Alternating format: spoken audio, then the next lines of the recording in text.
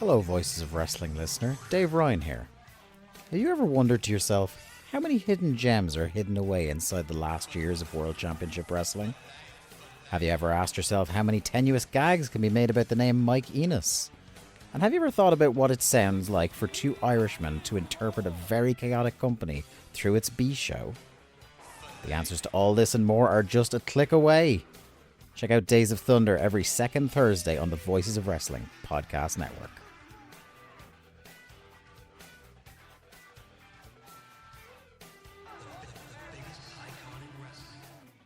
This podcast is a member of the Voices of Wrestling podcasting network. Visit voicesofwrestling.com to hear the rest of our great podcasts, as well as show reviews, columns, opinions, and updates across the world of wrestling.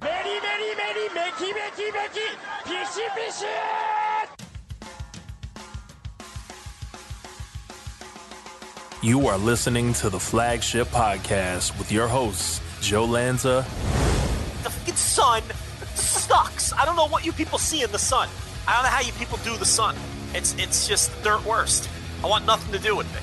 I'd be content never going out in the sun again. And Rich Crage. This is the dumbest show. I cannot believe these people. Some people pay us $10 to listen to the show live. This is what we give them for 45 minutes. Been doing this for 10 years. Why? We're bigger than ever. More people listen to us than ever. Why?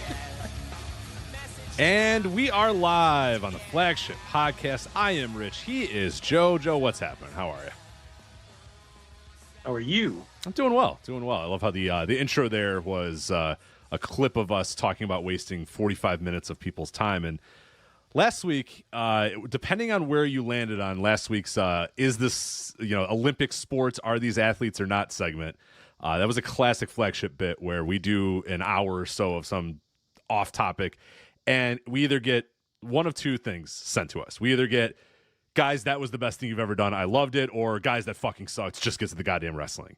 So it's never just like, that was okay. It's always just like the best thing you guys have ever done, or screw you guys, get to the wrestling. I always love that. It's never, and that's kind of, I think that represents the Flagship in a lot of ways. It's you either run hot or you run cold with us. You either think we're the worst, most annoying people on earth, or you fucking love us. But I don't think there's any in between, and that's okay with me. I'm fine with that. Well, you either think a wrestler losing his cool over a friendship bracelet is the drizzling shits, or you think a wrestler losing his cool over a friendship bracelet is the peak storytelling. So isn't that just how life and wrestling always work? It seems to be all extremes lately with everything. I can't wrap my head around the kind of person who thinks that CM Punk losing his cool over a friendship bracelet is a good piece of storytelling. But I guess I can't wrap my head around a lot of what WWE fans are enjoying these days. So I guess you could just add that to the pile. But for people who do not know, you're not going to get a SummerSlam review here. No. We did that on Instant Reaction Live. So you're going to have to go to flagshippatreon.com and subscribe on the $10 tier.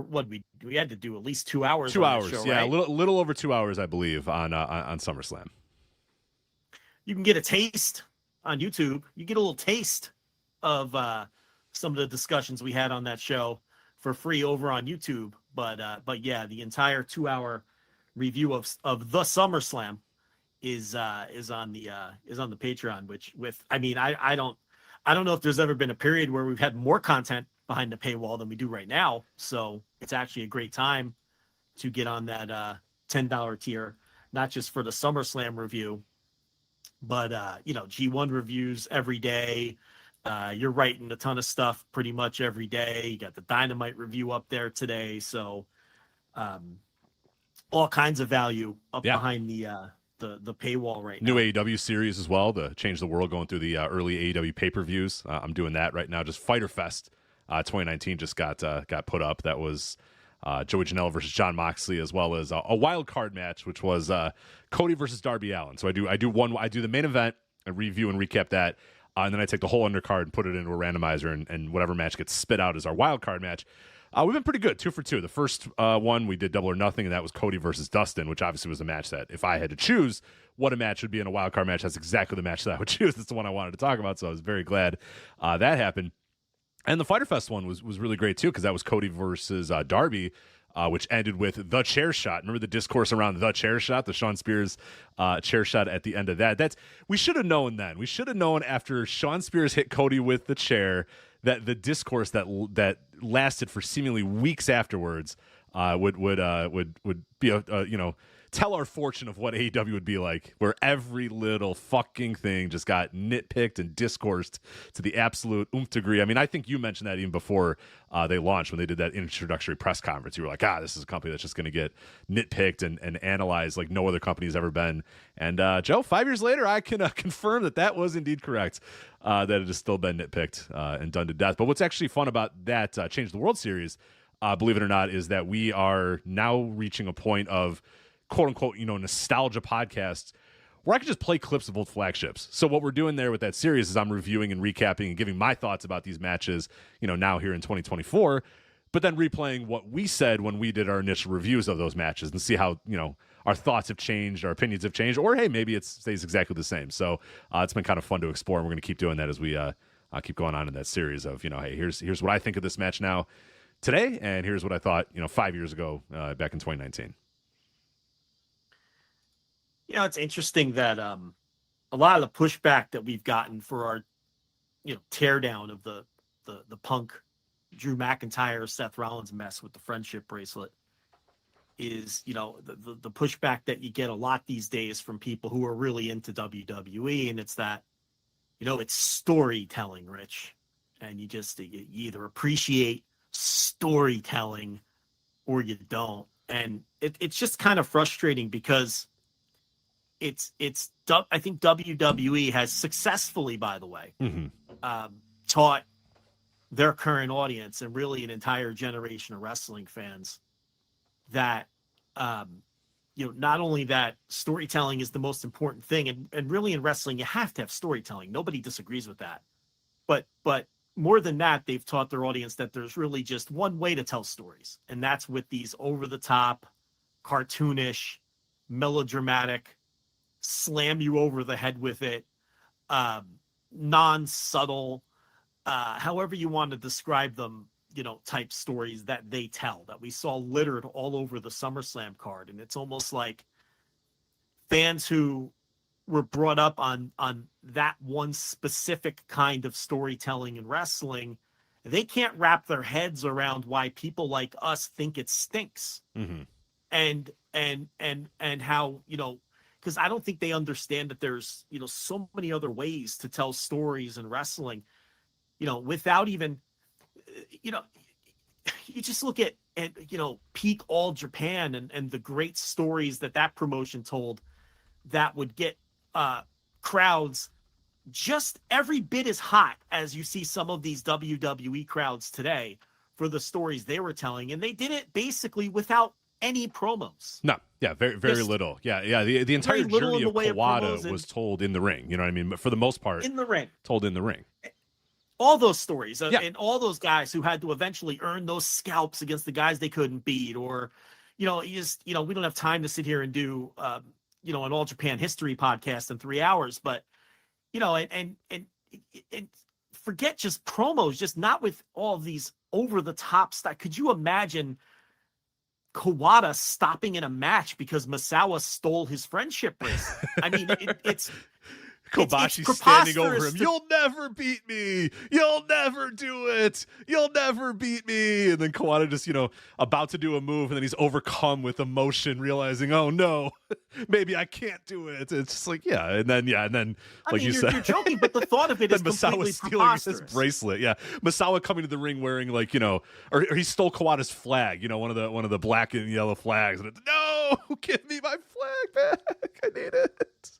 It's so the idea being, it's like, it's so terrible. It'd be terrible. It would, and it's like, New Japan, what's happening with Hiroki Goto and the G1 right now is just, to me, so much more interesting than any of these goofy cartoonish stories that WWE likes to tell.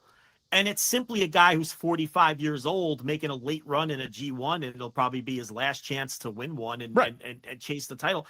And it's so emotional. You got his daughter at ring, he got his kids at ringside, and Cork and Hall, and he's winning these matches, and he's just such a professional, and he knows how to work these matches and work the crowds. And he's the hottest wrestler in the tournament right now. And again, this doesn't require over the top promos or these crazy fucking setups and cartoonish melodramatic storylines. It's just, and that's storytelling. Storytelling comes in so many forms in pro wrestling, and it's almost like I don't want to do another one of these segments where we just bash the current WWE product and try to have fun with it.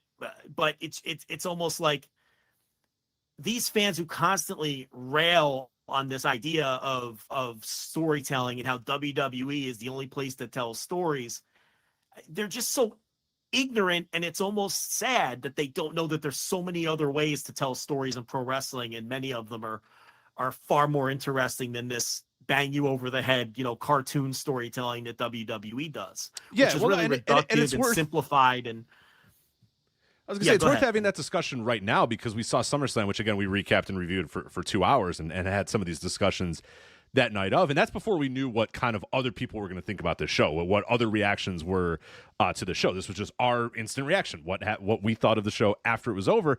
And you and I both sort of agreed, and our chat room sort of agreed, and everybody kind of agreed, hey, this was not very good, or this didn't quite work, or all these sort of things. And then you come to find that so many other people are just adore this story and adore that this is the way to tell stories, and this is the way that wrestling is supposed to be told. And it's not just wins and losses. It's not just about wins and losses, and it's not just. And we saw a lot of that this week. And I think what's to me most important, and the reason why this conversation is important to have today, is that we've now seen somebody who we thought, at least I thought, I'm not speaking for you, but I thought was kind of infallible to that sort of current WWE way to tell stories, in a CM Punk, who I thought a CM Punk and a Drew McIntyre could sort of be above that. But now to see that even they have fallen into that trap, and that even when they fall into that trap, their fans are still like, no, this is great, this is exactly what we wanted, when we all know, and everybody listening to this knows, that the build to that match was not, it did not match the match whatsoever. It did not match at all what the match was going to be. But then to come to find out that most of their fans are completely okay with it, that, like you said, this is kind of a bellwether moment where it's like, oh, okay, we've now gone on this completely different path, and I don't know if there's a path back. I don't know if there's a path in the other direction ever again. If we're going to go this path, and people like Punk and Drew and their fans are all going to be all in on it and all that, then I don't know that we get back. You know what, though? Some of it without question is the tribalism, and you have to defend your team. I mean, some of it definitely is that. There's no doubt about that, because of just the super divisive and tribalistic times that we're in with pro wrestling right now. So, but I will say that some of the defense now, don't get me wrong. We're not on an island. A lot of people thought that this sucked. Mm-hmm. It's not one of these things where we're the ones on crazy pills. There's a lot of people who thought it was just, terrible. But a lot of the defense I'm seeing is, well, it wasn't about the bracelet. It's what the bracelet represents. And it's that, Punk has been getting under Drew's skin this whole time and making Drew lose his cool. And Drew has found a way to make Punk lose his cool via the bracelet. And, my counter to that is, that's great. And I understand the psychology behind Drew turning the tables, but there's dozens and dozens of ways to do that don't involve a fucking friendship bracelet. Right. That doesn't involve CM Punk being overcome with emotion while he has the guy up in his move and ready to win the match, and then just shivering with fear and desire to get his friendship bracelet back. Yeah, it's just it's absurd. Can create that dynamic and create that emotion in another way. The friendship bracelet is the corny, cheeseball, cartoonish WWE way of doing that. And it ruined what really was a great build to a match. And the other counter seems to be, well, this wasn't the blow-off, so they have to extend the feud somehow. And I agree with that. There's obviously more matches coming down the pike involving all three of these guys. Punk, Drew, and unfortunately, Seth is involved, which I can live without him. But I get the idea that they're building for more matches. But again, are you trying to tell me the friendship bracelet was the only way to extend this storyline and to build more matches? Of course not. The issue here isn't Drew turning the tables on Punk. There's nothing wrong with that. The issue here isn't not having a conclusive finish because we want more matches. There's nothing wrong with that. The issue here is doing it via a fucking friendship bracelet, because that sucks. Okay? That's the problem here. And that's and it's a bigger issue. And see, I don't want to get bogged down with specifically this match and the friendship bracelet, because we did a half hour of that on the instant reaction. But it's the bigger picture of, it's the idea that this is the only way to tell stories. It has to be this over-the-top method of doing so. And we can't tell stories just with physicality anymore. And there's people who would groan at us for saying that. Because, Rich, they don't know any better. Mm-hmm, mm-hmm. They don't know that there's a million other ways in pro wrestling to tell your stories without having it being so wild and over-the-top and cartoonish. Vince Russo won. Unfortunately, Vince Russo won. His idealized version of professional wrestling in 1998 and 1999 was, why do we need these wrestlers, bro? Just hire me actors and they'll play out my storylines perfectly, and I don't have to worry about the wrestling. Let's minimize the wrestling as much as humanly possible and hire actors, and then they can just do my stories. That's what he wanted. That's what that guy wanted, and pitched that and said this is the scenario forward is the wrestling is completely secondary to the bell rings and all that shit is completely secondary. I don't care. We could just get people off the streets as long as they're actors and actresses and they can come in and they can do my stories. He won because this is now what we've decided is the way forward. And man, I don't want Vince Russo to win. I don't want this to win. Yeah. You know? I mean, it's also the way that they do things in NXT. And I warned people 2 years ago that was eventually going to bleed into the main roster. And we are starting to see there. And this other idea too, that there's sort of this war between the quote unquote storytelling and the good matches, right? It's like, wrestling's more than just good matches or Meltzer star ratings or all this other nonsense. When did we decide, right, that a match could only tell a story or be a good match and not be both? When did that happen? I don't know, because think of how much has been written or podcasted about. We'll go back to 90s All Japan. Think of the iconic 90s All Japan matches, and then now think of all the words that have been written about all the action that happened and what every bit of it meant and what all the spots meant and what all the finishers meant and the escalations of the spots and the escalations of the finish. Think of the amount of podcasts and written content that have been done just about those four guys, just about the four pillars in All Japan Pro Wrestling, the various matches they had. Like you're saying. Or go back to Jumbo too. Extend it back to the Jumbo Tenryu. We can do 7 hours about the Jumbo Tenryu. And again, we don't have time to do an All Japan history podcast in 3 hours. Right, but I mean those are great matches that are done with overt physicality, done simply in the ring with no promos and no video packages or whatever. But we could go on here for hours and hours and hours and tell you about and nobody's stealing anyone's boyfriend, and no friendship bracelets. And those are some of the best those are some of the best stories ever told in pro wrestling. And they elicited amazing crowd response, and they drew money. All of the things all the yeah buts that people will come back with, it achieved it. And look, that's just one example. And historically we can go through different territories and promotions where you don't even have to go back that far to the late 80s and early 90s. Okada and Omega, for God's sakes. You know Okada, what I mean? Tanahashi, Okada, Omega. It's Okada, Naito, just Naito in general.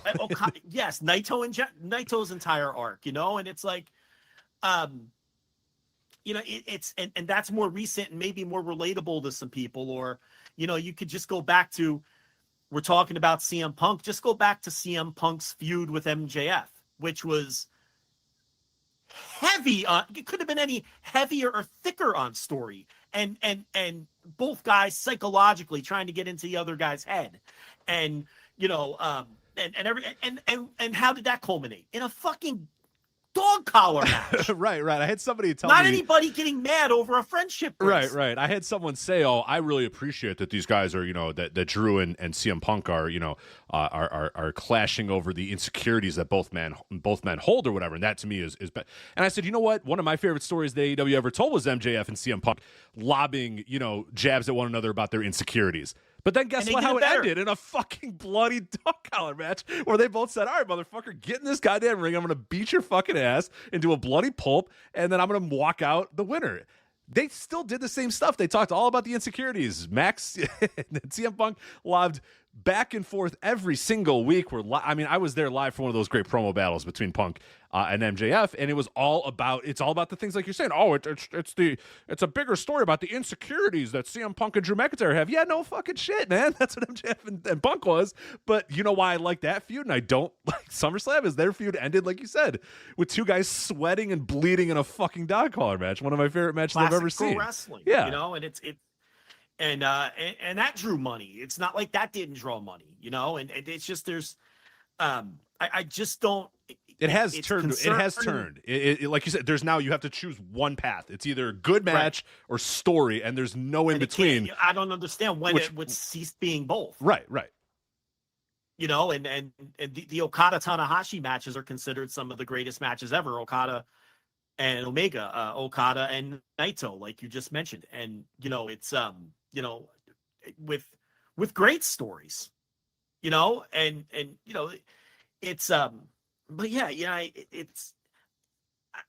it's concerning to me because there's a generation of fans now, and the tribalism is part of it. Don't get me wrong, it's you still have people saying that AEW doesn't tell stories, and which is obviously preposterous. Too many, and we've talked about it from day one. They tell arguably too many stories. And we were long on that before Meltzer started saying it, and he's kind of on that train now. But it's like, you can say that maybe you don't like the way that AEW tells their stories, and that it doesn't throw me a lot of the time either. But to say that they're not telling stories, it's these fans can't even recognize any other form of storytelling. They don't even see it if they're not completely beat over the head with it, the way that WWE chooses to do it. That to me is a turnoff. The way they beat you over the head with their stories.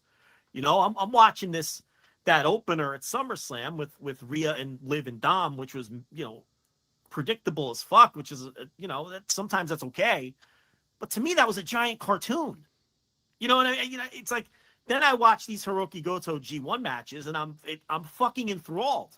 I'm into it. I'm going to be heartbroken when he loses, because he's going to lose. And I'm someone who's jaded to the point where, Rich, that I almost never care who wins the matches. And that's actually unfortunate. I wish I could be more invested in wrestling, right. But I've gone past the point. There are so few times where I actually give a shit who wins the match. I think I definitely feel like there's a right and wrong person to win the matches, but that's always with my business cap on. I'm like, okay, I think this is the right finish and this is the wrong finish. Right, the fan cap of you is rarely out there. The fan cap is the one that I almost never care who wins the matches from that standpoint. And and that's not something I'm bragging about. I wish I was more emotionally invested in wrestling, but I know that when I am, it's because someone's telling a story that hits, and it's like some of those when New Japan was humming, I was rooting for certain people because I wanted to see stories go a certain way or to be extended or whatever. And, I very badly want to see this Hiroki Goto run continue, which I don't think it's going to. So, when it does hit, it hits, but I just think it's so weird now how people view this stuff. And the weirdest facet of it at all might be that it's like you either have good matches or you have stories. You can't have both, which is such fucking horseshit. Wrestling is at its best when you have both. Mm-hmm. Always. You have to have, like, these people just go on and on about storytelling. Yeah, we know. Wrestling can't be wrestling without stories. You're not right. teaching anybody. That's why we've all became wrestling fans. Yes, we know. Yeah, but again, it's because they only know one kind of storytelling. And they can't even, it's not that they dislike other forms of storytelling. A lot of these fans don't even recognize it anymore. And that's, again, the fantastic job that WWE has done over the X amount of years, pounding into their fans' brains that it's always about the stories. And now this new thing that wins and losses don't matter. They have won that battle too. They have convinced these people that the wins and losses do not matter, which is terrifying. I can't imagine pro wrestling where it's like fans just totally don't give a shit what the outcomes are, and they're just waiting for the next run in, or they're waiting for the next 20-minute promo on Monday Night Raw. I can't wrap my head around enjoying wrestling that way. I can't wrap my head around wrestling that isn't about ultimately, two people who hate each other in a match and seeing who's going to win. Oh man, some of the responses we're getting are saying that, well, it's not about the wins and losses. Then what the fuck is it? Then what are we even doing? doing? What why the fuck is it are we wrestling doing? then? Yeah. Then I'm out. Then I'm good, man. Just produce a television show. Just Right. produce a bad TV show with people who can't act. If that's the case, it has to be about the matches. So I don't know. I guess just coming out of SummerSlam and the fact that we did our review already, I just think that those were some of the thoughts that maybe I felt like I left on the table, because in the moment, we were just, having fun with the review and shitting on the match. But really the bigger picture issue are some of the things I just talked about. Mm-hmm. Absolutely. And those are the reasons why, for me, and I know for you, and probably for a large part of our audience, it's so hard for us to connect to the WWE product, because we watch it and we spend our time just rolling our eyes at what we see as terrible storytelling. We all concede that WWE has stories. Trust us. Of course. Nobody can miss them. Oh yeah. No one can miss them. Okay. But my counter is they're fucking bad. They're bad. Okay. We all know they're hot and everything else, but look, we live in a society that loves to consume bad media. How many awful sitcoms were the number one sitcom in the country for 5, 6, 7 years? You tell me Big Bang Theory was brilliant television for smart people? Of course not. It was disposable junk that was easy to watch, and it found its appeal somehow. That's what WWE is right now. And they found the formula. And I'm not even saying it's obviously a winning formula. Okay? But is it a great wrestling product for wrestling fans? No, I'll argue all day with that. They don't even call themselves a wrestling product and haven't for years. So they agree with me. Right. We need to start listening to them and really, really taking what they say to heart, because they're not wrestling. And even though Michael Cole now he's starting to say wrestling again, because Paul's in charge. Now he says wrestling again, but it's veering even further away from that, which I think it's important for them. Well, listen, if AEW didn't exist, I don't believe they would be pushing that. Of course not. No. It's important for them to tell their audience that we do everything better than they do it, including, wrestling, and I just don't think Levesque is as embarrassed of that word and is as embarrassed of his industry as Vince was. Oh, no. Paul Levesque is fine being a part of the wrestling industry. He doesn't care. He wants to be the top part of the industry. He wants to be leading the top company in the wrestling industry, but he is fine being in the wrestling industry. Whereas we've talked where Vince McMahon, from 1984 till he had to resign in shame, that man just hated the fact that the only thing he was successful at ever in his entire life was wrestling, and it ate at him, and he despised. I'm sure he despises it to this day. Every waking moment of his life, he feels shame that the only thing that he was ever good at was professional wrestling. Yeah, but the one thing is that Levesque has also successfully convinced their audience that he's so drastically different than Vince, when the reality is, I don't know how you could look at that SummerSlam show and differentiate it from a creative standpoint from Vince's shows. You're right. It really is not. It's the same shit, and but they have successfully conned their audience into believing that it's a different product. Really, the primary difference is they do stick to their stories and see them out more than Vince. Vince would turn on a dime and didn't care, and didn't care if the stories made sense. Right. If he woke up one day and decided that he was done with this guy, he was just done with that guy, and then the story was over. Yeah, for better or worse, Levesque, the stories see themselves through.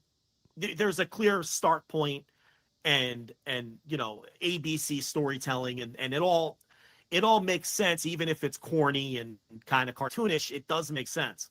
But from the standpoint of being corny and cartoonish, the company has not changed. It hasn't changed. Are you telling me Vince wouldn't have booked that Dom Rhea Liv storyline exactly the way it was booked? I mean, come on. Yeah. Are you telling me Vince, you couldn't see, you're telling me Vince wouldn't have taken a heated, feud that should have been a knockout, drag out brawl like Punk and Drew and ruined it, and built it around a friendship bracelet or something equally as goofy?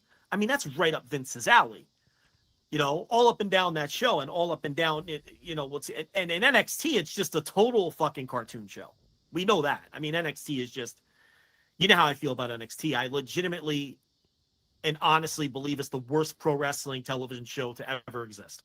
I firmly believe that because of the cartoonish nature of it and the skits and the sketches that are so bad. And it's just an awful, awful show. But that's the future of WWE, which also means it's the future of wrestling. It's terrifying.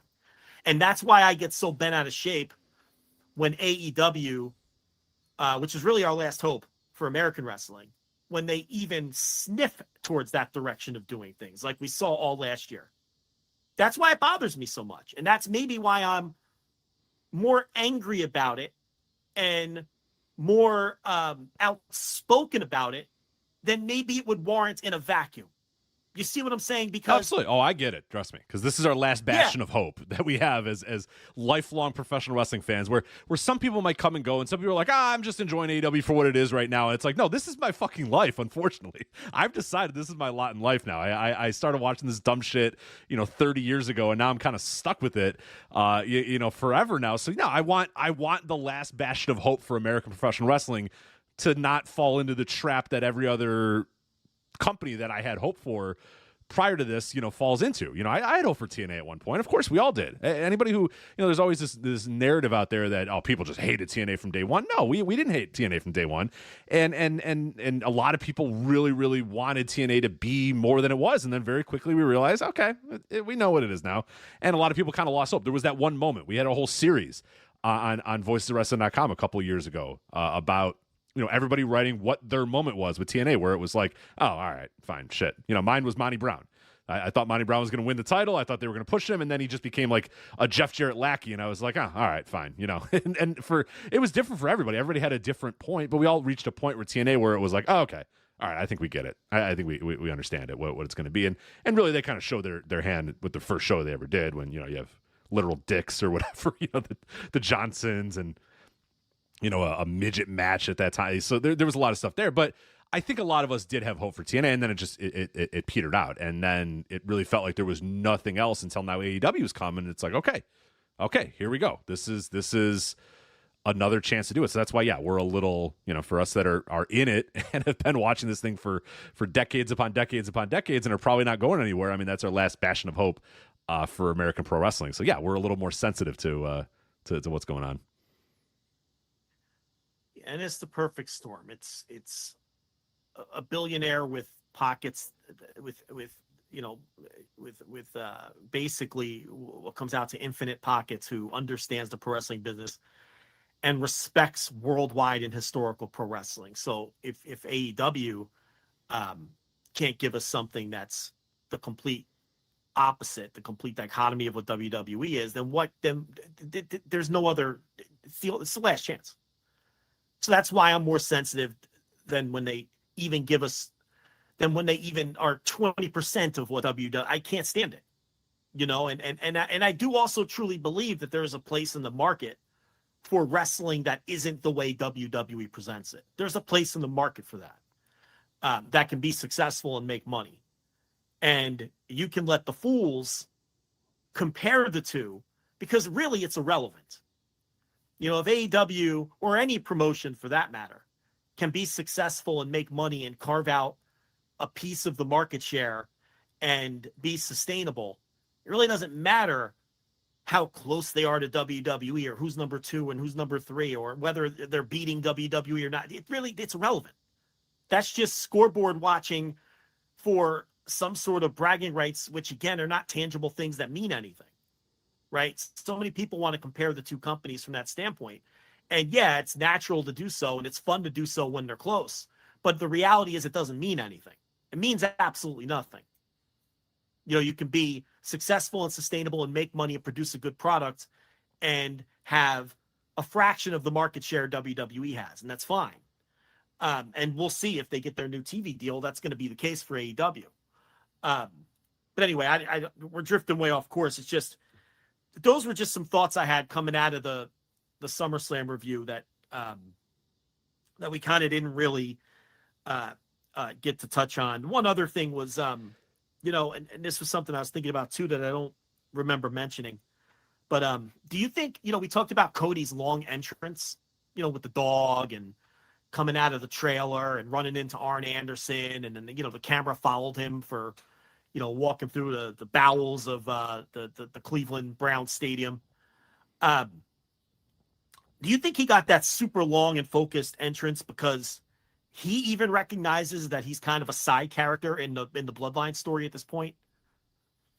Possibly. Yeah, possibly. I'm sure. I mean, Cody's aware. He's a very aware, sometimes too aware of a wrestler. I mean, he knows what's going on. He's keenly aware of his standing in a company, how fans perceive him. He's very, very aware, and that's one of the big reasons why his AEW run ended the way it did. Is he sort of got without the other situations that were in there, but in terms of like the way that his character was being perceived or whatever, that he was getting genuine like go away heat towards the end there, where it just was not working. He wasn't in lockstep with the fan base anymore, and it caused a lot of weird issues. And I'm sure he felt very weird at that time too, thinking, oh shit, I'm doing this thing and they're doing this and they're going. So no, he's aware. He understands how fans perceive him. So yeah, I bet he was probably like, hey, let's we'll do the Arn thing, we'll do the dog thing, we'll do.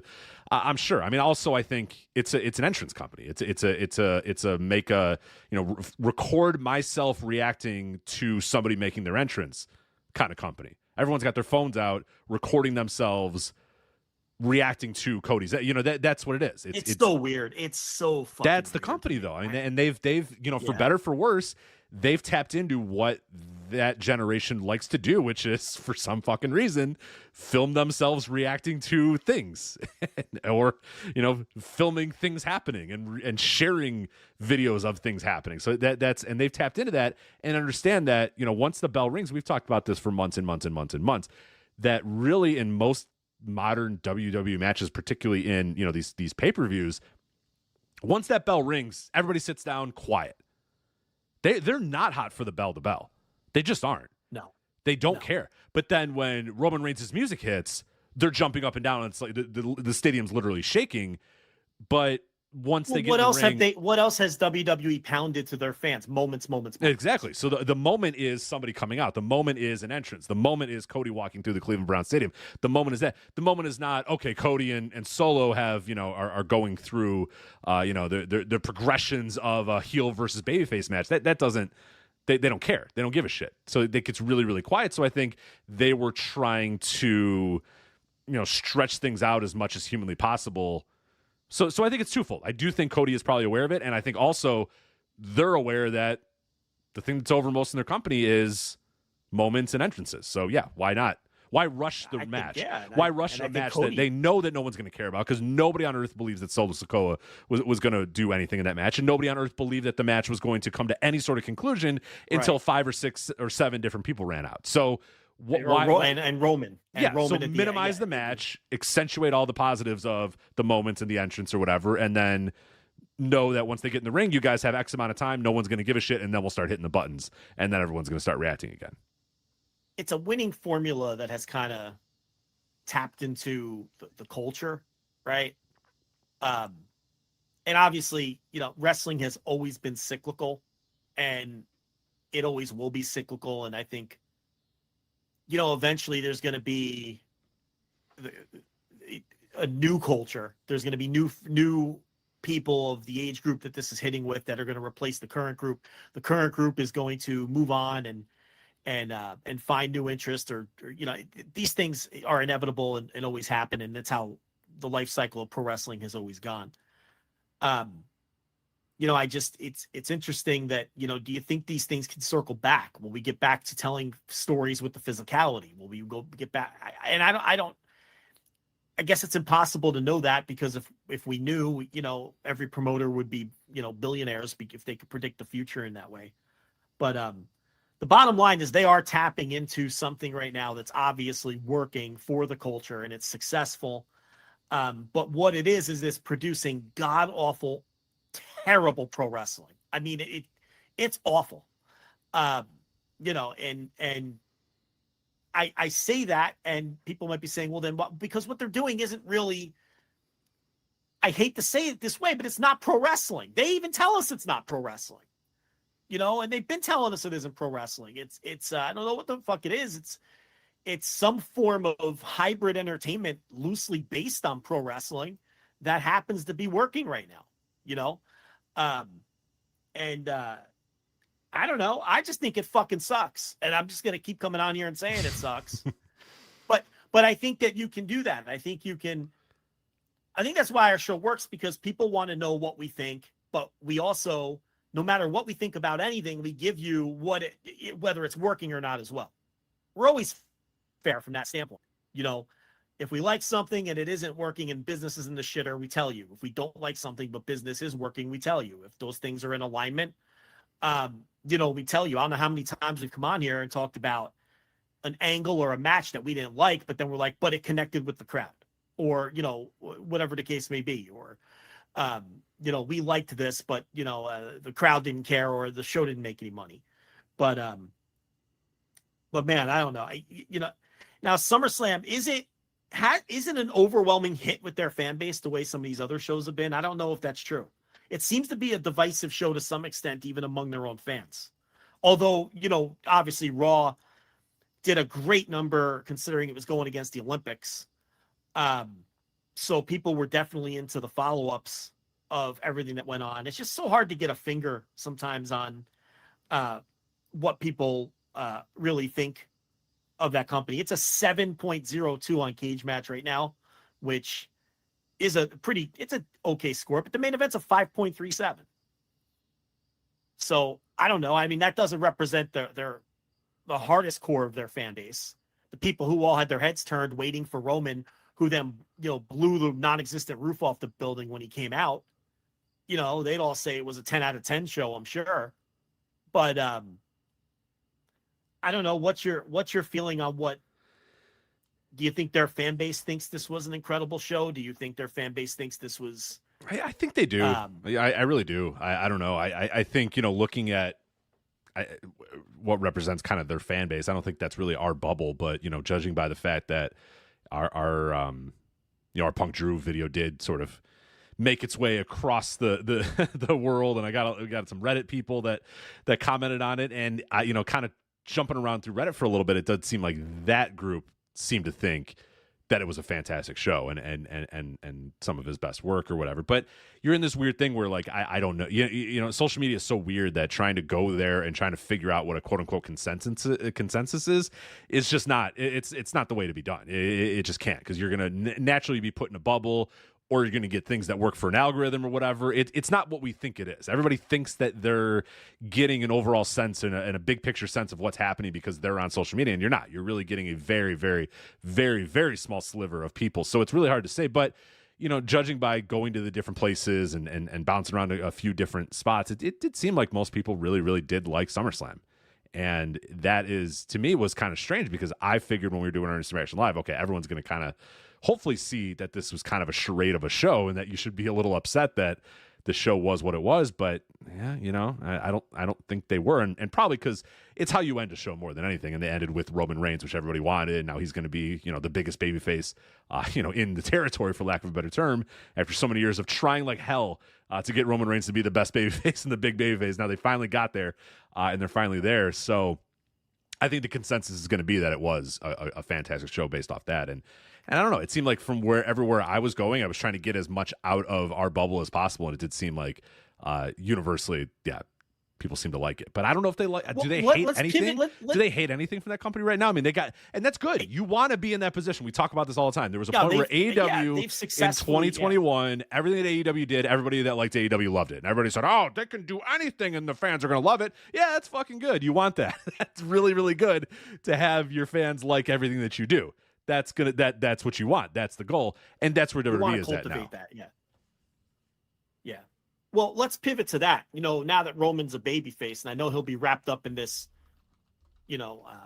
whatever fucking inning they are in this bloodline shit. But where were we? Paul said the third. Did he say the third, or what inning did he say we were? Well, he said that a long time ago. We're not that much further. We're maybe in the fifth at this point. We got a lot. Well, why would you want to end it? Look how the people react to it. Why would you want to wrap it up? So, of course. You want to extend it as long as you can. You want to keep it going long past its expiration date and milk every fucking cent out of it is what you want to do. And their fan base clearly isn't tired of it yet because they just now got the Roman turn. But where does that leave Cody? Because it feels like Roman is a shit ton hotter than Cody, because Cody, to me, has cooled off since he won the title.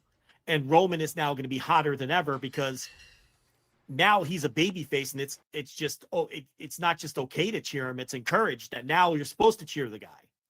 Half the fans cheered him anyway when he was a heel. But now they finally gotten Roman to where they've been wanting to get him since the day he debuted, and now we're there. So now where does that leave Cody? I mean, if Roman were to come back full time, to me, I don't know how Cody counters that from a political standpoint, because Cody's whole deal was winning that title that he convinced people Dusty always wanted to win, which was total horse shit. But pro wrestling's about convincing people of things, and he got it over. He got that story over, but now he won it.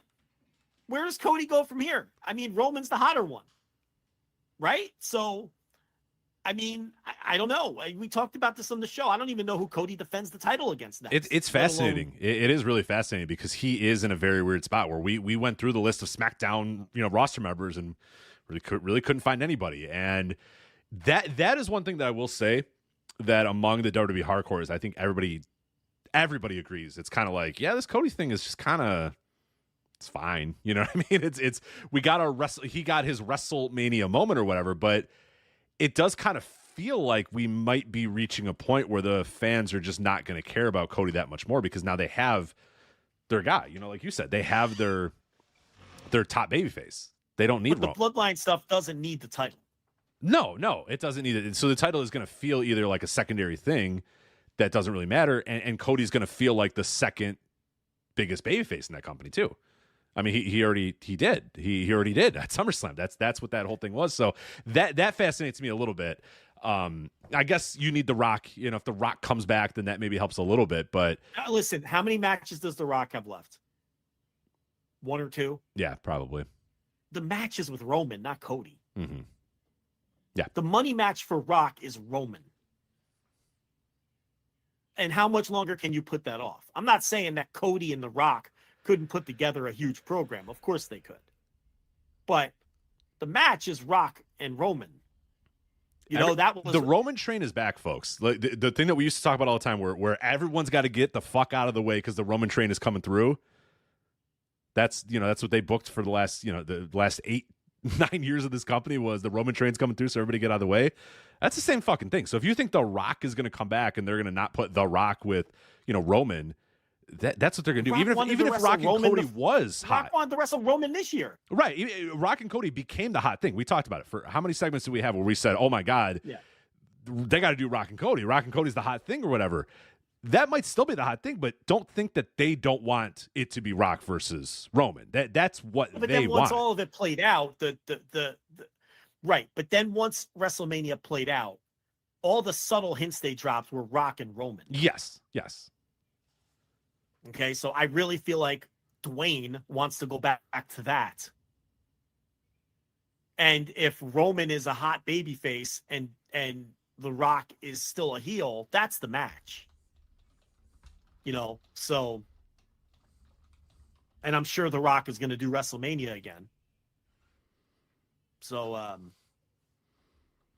don't know. I just know right now, it doesn't feel like there's a lot on the table for Cody. I don't know what's on the table for him, period, other than, Kevin Owens turning on him or something. Right. But that's not a big time. He's immediately going to, no matter what, be the second story on SmackDown. The first story is going to be the Bloodline, no matter what the Bloodline thing is. And I guess he can stay. But how long can he stay a part of that? On what show? I get mixed up what's on what. There's show. Nobody on SmackDown. That's the best way to look at it. Is we went through it on the Instant Reaction Live. I mean, the SmackDown roster in terms of heels is pretty much AJ, and he already did that.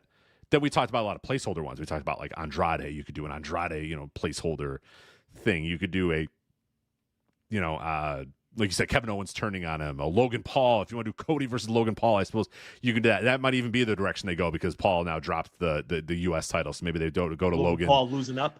Yeah, that could be a possibility that you do Paul versus Cody and try that. And then there's, Randy Orton. I guess you could turn Randy Orton again, and then that's it, man. Then the rest of it is just the fucking bloodline and Shinsuke. You know what I mean? So you already done that. So you kind of already did a couple of the Cody things. Other than now, the next thing you would have to do is either elevate someone a lot or have somebody turn. But I don't know. I don't think Grayson Waller is getting elevated anytime soon. I don't think Johnny Gargano is turning heel and getting elevated. So that's why I do feel like it's either Logan Paul or one of Owens or Orton turns on him. That doesn't excite me very much. I don't know about you, but You know what else is funny too? Circling back to the Punk match with Drew. Despite Michael Cole screaming it over and over and everybody talking about it, I did not think about SummerSlam 97 one time watching that match. No. That's what they wanted you to think, but they didn't deliver on that whatsoever. Didn't feel like it. And by the way, I was at SummerSlam 97. Sitting there East in Rutherford. very expensive seats. What was it? What was the name of it then? Was it? It wasn't the Brennan Bear or whatever. It wasn't that. It wasn't anymore, Brendan Byrne anymore. It's probably Prudential. Yeah, I don't know what it was in '97, but whatever that. Continental Airlines Arena. Oh, that's right. Yeah. Because it wasn't Izod Center yet. No, it definitely wasn't Izod at that point.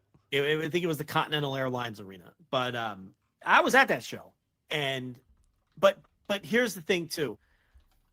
The main event didn't really resonate with me because I never gave a fuck about The Undertaker. Like in my whole life, I was just never an Undertaker guy. I obviously remember the main event and all of that. Much to the chagrin of every Twitter reply that we've ever had. where back in our day, we would bury something and say, "Oh yeah, you never said anything about The Undertaker." It's like, I don't like The Undertaker. Like, oh God, I fucking hate The Undertaker. I never gave a shit about The Undertaker. You never said nothing when The Undertaker was getting buried alive. Let me tell you something. You know how I can refute that? Because you can go back and look at old torches to angry letters that a no fun teenage Joe Lanza was writing to Wade Keller complaining about The Undertaker. Okay, you can find that. That's in print. So I was always this way. I was born this way. Okay, Arn Anderson was born a 45-year-old man. Joe Lanza was born no fun Lanza. I never liked The Undertaker, and I've got the receipts to prove it. But yeah, I don't know. This match didn't remind me of SummerSlam 97 or anything like that. But I thought maybe it was because I don't have any fondness for that main event, even though I was there.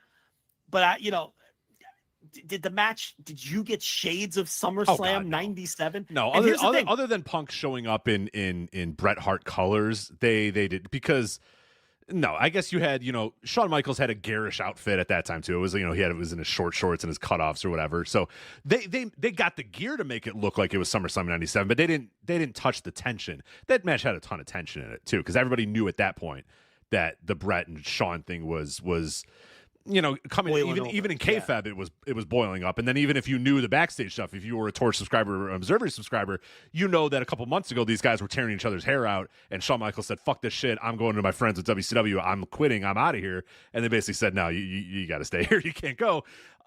You knew the backstage tension too, so there was that sort of bubbling up of that tension that was really, really, so that match has so much of that where it's very, also, it's Bret Hart and the fucking Undertaker, who are very, whatever you want to say. Bret Hart was a pretty good wrestler, I think. A hot take here to say Bret Hart was a really good wrestler. But they played that up a lot more. They played up the tension a lot more. And it wasn't about a friendship bracelet. It was just tension being told, the fact that you knew that these guys hated each other's guts, and that Shawn Michaels would come over every time and begrudgingly have to count pinfalls for both these guys that he didn't really like, and neither of these guys liked him. So it was all these people that didn't like each other getting in this ring and trying to figure out how to like each other. So from that baseline standpoint, yeah, did it remind you of SummerSlam 97 because it was three people that don't like each other in the ring and some people were wearing gear that looked like it? Yeah, at its surface level, yeah, but then once you dig in any further, it had nothing to do with SummerSlam 97. But that's every match with a guest ref. Exactly, right. Which, by the way, I hate that gimmick. That's a good bow to this segment. That's a good example of, yeah, you're telling a story, but the story sucks. Why? And it just doesn't. Why would Seth Rollins ever be assigned to be the referee of that match when he doesn't like it? It doesn't. That's where you lose me. I don't like that shit. It's like Christian this weekend is going to be the guest ref for the House of Black and I saw Bang that. Bang I Gang. know. I rolled my eyes so hard when I saw that. It's ridiculous. And I guess we could segue into that, but it's ridiculous because that loses me. I have less interest in that match because Christian is the guest ref. Because what is the kayfabe justification? Why would Tony Khan, the character, and Christopher Daniels, the character, allow that? Or maybe did the EVPs allow it? We have to go through the org chart to figure out who decided that should happen. Christian didn't directly say it, but he hinted that he made some calls, and he has this loose alignment with the Bucks. So the idea is that the Bucks set all this up, right? Which again, we're continuing this stupid power play angle, which again loses me because that's another example. You're telling stories, but the story fucking stinks. I don't care if you're telling a story if it's bad, okay? And we all know it sure seems like the conclusion of this is going to be that it's going to turn into a big giant schmaz, and we're going to have a three-way at fucking Wembley. Who the hell wants that? We're just going to shoehorn everybody into the match at Wembley because we're going to do some gimmick with Christian, or as somebody on Patreon suggested, maybe Christopher Daniels will come jogging down and say, "Oh, well, we decided you can't be the referee." It's just nonsense. It's just nonsense. So hold on a minute. It's like, God. I am what is this? I'm the director of I'm the interim director of whatever the fuck. Yuck. Interim, even though Tony Khan's back. God. Right? None of it makes sense. It's all shit. Okay? So anyone who thinks this is just a hate on WWE, I hate all forms of terrible storytelling. I have never enjoyed a guest referee in my life. Not one time. When has there ever been a match with a good guest ref? I would say the only ones that have come to my mind would be Ken Shamrock at WrestleMania 13 with the Bret Hart versus Stone Cold Steve Austin, because that was pre-wrestler Ken Shamrock. So it was just like, hey, here's UFC guy Ken Shamrock, who basically just let them do whatever the fuck they wanted, but was integral to telling the story of Bret turning heel. So I think he was good in that one. And otherwise, I think they all stink. They all kind of Get a licensed official in there to call it down the middle. Giant Baba never booked a guest ref. God. All right. Well, could you imagine a guest ref in one of those classic All Japan matches, ruining the whole fucking thing? Right?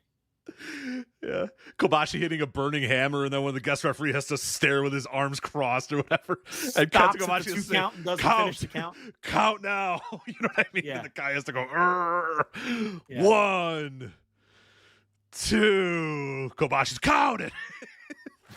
3.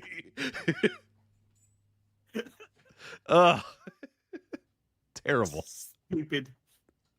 Awful. Oh, it's okay, dog. I'm getting angry. My dog gets all nervous when I get angry. It's all good. Bring in Tenru to wear little short shorts and a cut-off t-shirt to guest ref. The reason the guest refs always suck, too, is their cadence is always terrible. Even though they wrestle, even though they're wrestlers, they don't know how to count. They don't know the cadence. They don't know anything. They always look weird doing – you know what I mean? No, even though these guys are fucking professional wrestlers and should know, they always count weird. They always look weird. They always do. Like Seth just instinctively went to 5. He counted to 5 every single time when they went in the corners. He would go 1, 2, 3, 4, 5. It was like, all right, that's a DQ then, brother. You can't count to 5 because that's actually, that's the DQ. The man. Well, we had to listen to his stupid Muppet voice the whole match too. Yeah. That was the other. Hey, problem. break it up. Break it up, guys. I'm the referee. I'm the referee here. Go ahead and do it. When he was going to throw his head into the stairs. Go ahead and do it. Yeah, that's all right. Go ahead and do it. God. Isn't Rollins taking some time off? Yes, even more reason that this referee thing was so fucking stupid. So angle Rollins on Raw. Great angle on Raw, by the way. You know how we talk storytelling. Hey, you guys don't like storytelling. You know what story I like? Bronson Reed getting in the ring, beating the fuck out of Seth Rollins, splashing him, throwing officials off, splashing him some more until Seth Rollins is coughing up blood. Now Seth Rollins has to go away. That's good storytelling.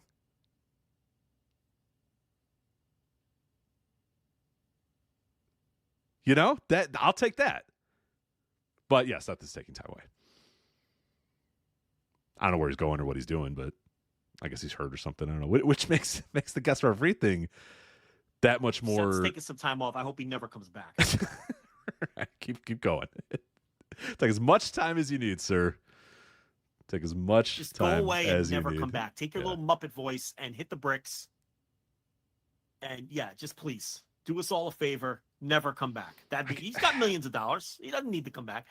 He could just go hang out with his wife. Why don't they both just retire and go off into the sunset? I'll sacrifice Becky if it means Seth never comes back. Oh God! How about that? Yeah. Would They got a nice little house. They got a nice little house. They got a nice little daughter. You know, maybe some more kids if you want, or do whatever. You know, just enjoy your life. Enjoy the rest of your life. He's got that little training school in Iowa. I don't like Becky. I don't like Becky enough to where I need her back. They can both stay gone. Oh God! I'd be more than pleased with that. That's fine. Yeah. If we don't have to deal with that fucking Muppet ever again, because that's just total go away heat. Oh, Can't stand the guy. Anyway, so if you want 2 more hours of us being mad at SummerSlam, you can go to flagshippatreon.com. Real quickly, one more thing, and then we'll get to the other topics that we have on the sheet today. We have plenty of them, by the way. One of the things that I wrote about this week over there at flagshippatreon.com, and I wanted to get your thoughts real quick about this. I'm sure we'll have more discussions about this as we get closer to the event itself.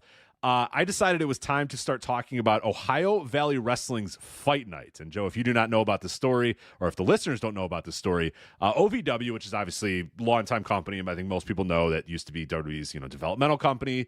It's still run tangentially by Al Snow, but it's gone under some leadership differences. If you want to go flagshippatreon.com, I give you the whole history of Ohio Valley Wrestling. Well, what they're doing, though, is on Saturday, August 31st, they're running a show at the Appalachian Wireless Arena or something like that. I forget whatever it is. They're running this arena on August 31st for a show called Fight Night. Now, the thing that makes this relevant, because you're thinking, I don't care. You guys have never talked about OVW. Why do I give a fuck about OVW? Well, the problem is this arena seats 7,000 people. It's a big ass arena. So when they put tickets on sale initially, they wanted to sell, 7,000 tickets. They set up the arena for 6,508, and they had something like 417 sold. And that continued and has continued. And a couple weeks after that, it was 468 tickets with 6,040 still available to be purchased for the Fight Night show on August 31st. And now just this week, they reduced capacity. They looked at it and said, all right, this thing is ridiculous. We can't run a 7,000 seat arena and only sell 400 tickets to this. We got to pare this thing down a little bit. So what they've done is they pared down and a lot of the entrance and all the tickets, all the seats behind the entranceway have been removed. So they're no longer available to purchase. The problem, Joe, is that the capacity is still 4,806. And I still think they're at like 500 tickets sold. So this is a fascinating story, and I will continue to cover it. We'll continue to cover it on the flagship. I don't know what's going on here. I don't know why OVW is running this gigantic building for a show where they have no matches announced whatsoever. Their arena that they filmed TV in got shut down because it was too hot during the summer or something like that. So they haven't had any new TV. They haven't done any YouTube videos. They build up 0 matches for the show, but apparently they're going to try to get. Or they're going to run this building with 6,000 empty seats or whatever. Now it's 4,000 empty seats or whatever. It boggles my mind, and I cannot wait to discuss this. This is going to be something that we're talking about for years to come here. OVW Fight Night, trying to run this gigantic building and selling 500 tickets to it.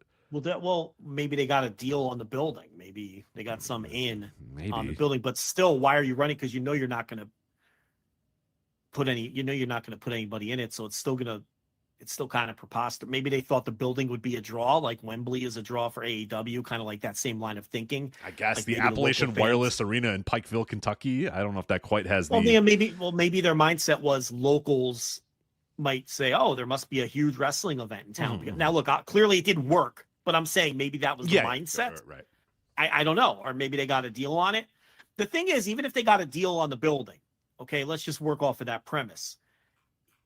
Even if by selling 500 tickets, they have Kevin Nash on the show. You think he's rolling out of bed for anything less than Hell no. 5 figures? I mean, Hell so no. he's going to eat up an enormous sum of that. They booked some other names like Boogeyman and you know, I think there was Victoria. I think Victoria is the other one that they've booked. Yeah. I mean, so who knows? I mean, they're not working for free. You know, I guess the rest of your crew, you could pay them standard, whatever you normally pay them, which probably isn't much. But I even if you got a deal on the building, I don't know how you make money off of drawing 500 fans when you've got Kevin Nash and Boogeyman booked on the show. And so yeah, it does sound like a mess, and they haven't announced anything, like you said, because they haven't even had TV, because they haven't been able to film TV. Right. They've just been showing old pay-per-views, but they haven't announced anything. They haven't posted anything on YouTube or Twitter or whatever. So you're buying a ticket blind right now to this show. But yeah, even if they got a deal on the building, I mean, I think you would set that thing up for 1,000 seats and only sell it that. Because what makes this more perplexing is that everybody goes on there and sees this gigantic seat map with all these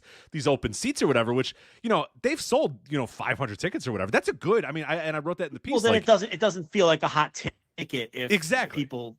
Yeah. Because most indies, if they sold 500 tickets to a show that's not happening for another 40 days or whatever, they'd be like, it's pretty good. You know what I mean? That's not bad. Not a bad advance. But the fact that, you're still trying to sell an extra 6,000 seats or whatever makes it a little bit more ridiculous. So, you go onto that the Ticketmaster page, and it's just this sea of blue seats. And you're like, oh, dear God, my God.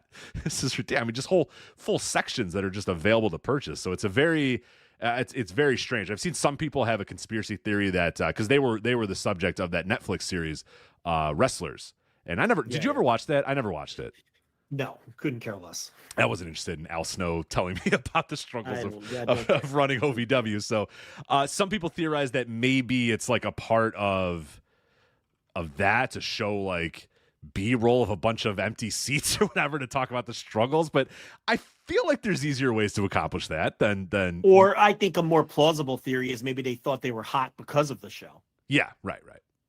That seems more likely to me than let's run a show that bombs on purpose for the purposes of a storyline of season 2 of our Netflix show that nobody's watching anyway. I mean, I don't know. What an own that would be if they thought they were so popular because of that Netflix show that they ran this 7,000 seat arena. Man. Promoters get delusional. Yeah, they do. That's more plausible to me than for sure. The opposite. I agree. Yeah. So I don't know. You'd think they would just put more effort in. I know they can't run TV, but why can't they run TV out of a different building? They could also do something. Why can't they just shoot promos? They haven't announced any matches. No. You can't announce matches and have the wrestlers shoot promos. They've done nothing. What's the odds they just cancel it? I'm sure they paid Kevin Nash a nice lump sum. Yeah. That you're not going to get back. I'm sure the building isn't going to be excited to give any of their money back. So I guess you may as well just run the show at this point, may as well just right? eat shit on it. Yeah, 8 hours ago they tweeted. This is great. So 8 hours ago they tweeted, you don't want to miss this, #Pikeville, Kentucky. This will arguably be our biggest show of the year, and we want you there. Brother, it should be your biggest show of the year. Arguably? You're running a 7,000 seat arena. I'd make it your biggest show of the year. It's like, some could argue that this is our biggest show of the year. Even if it isn't, why would you say that? It's so bad. Promote the fucking show. This will be probably our biggest show of the year. You should probably maybe try to get there if you can. If you can, obviously. No, you don't want to. Is Al Snow behind this? I don't know who's behind the tweets, but no, I mean, is Al Snow behind this?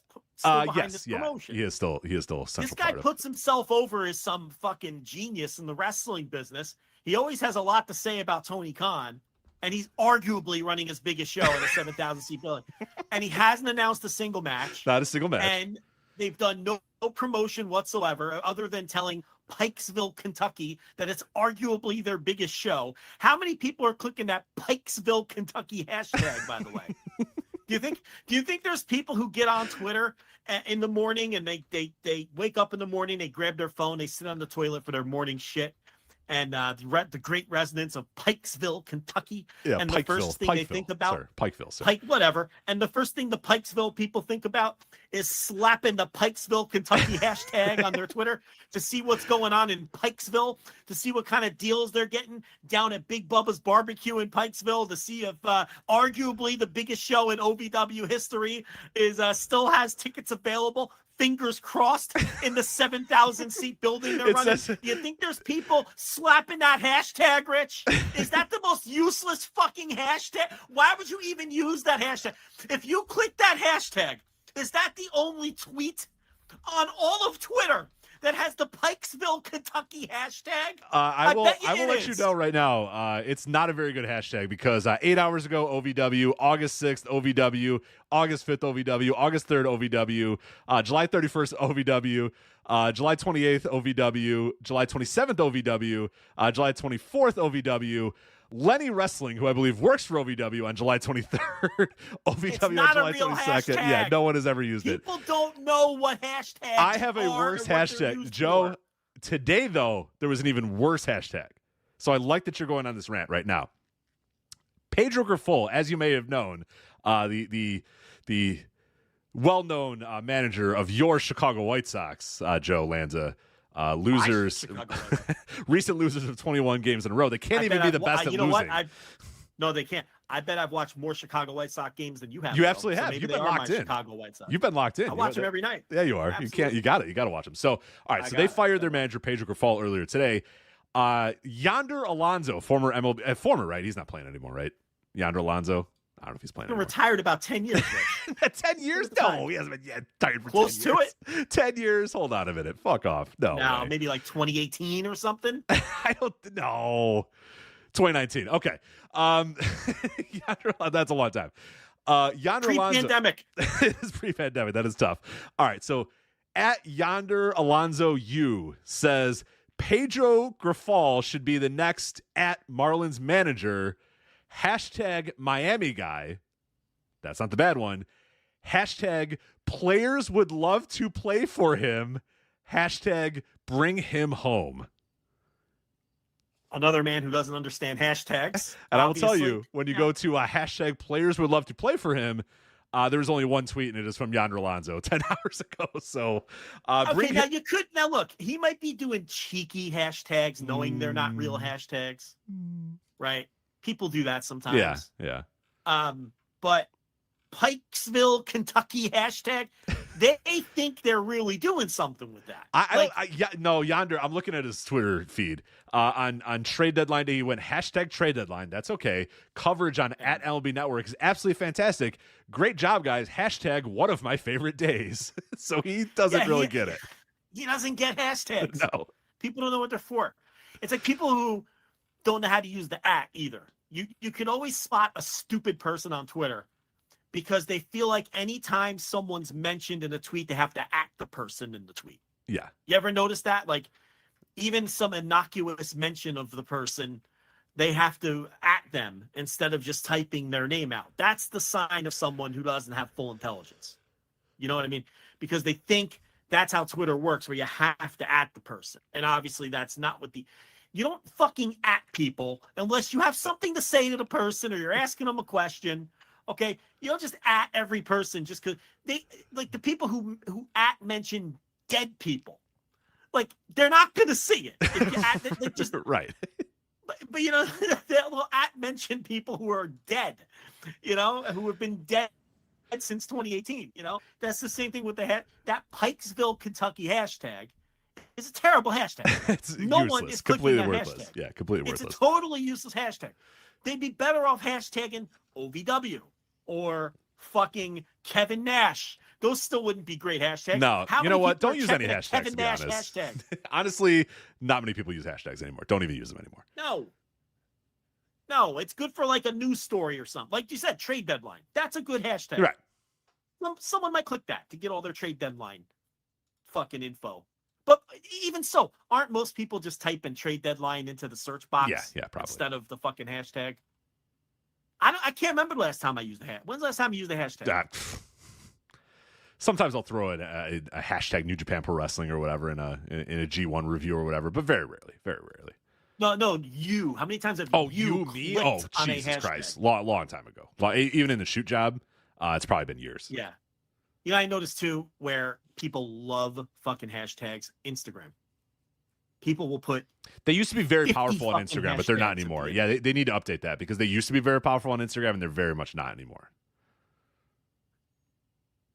But yeah, Gym, workout, leg day, biceps, creatine.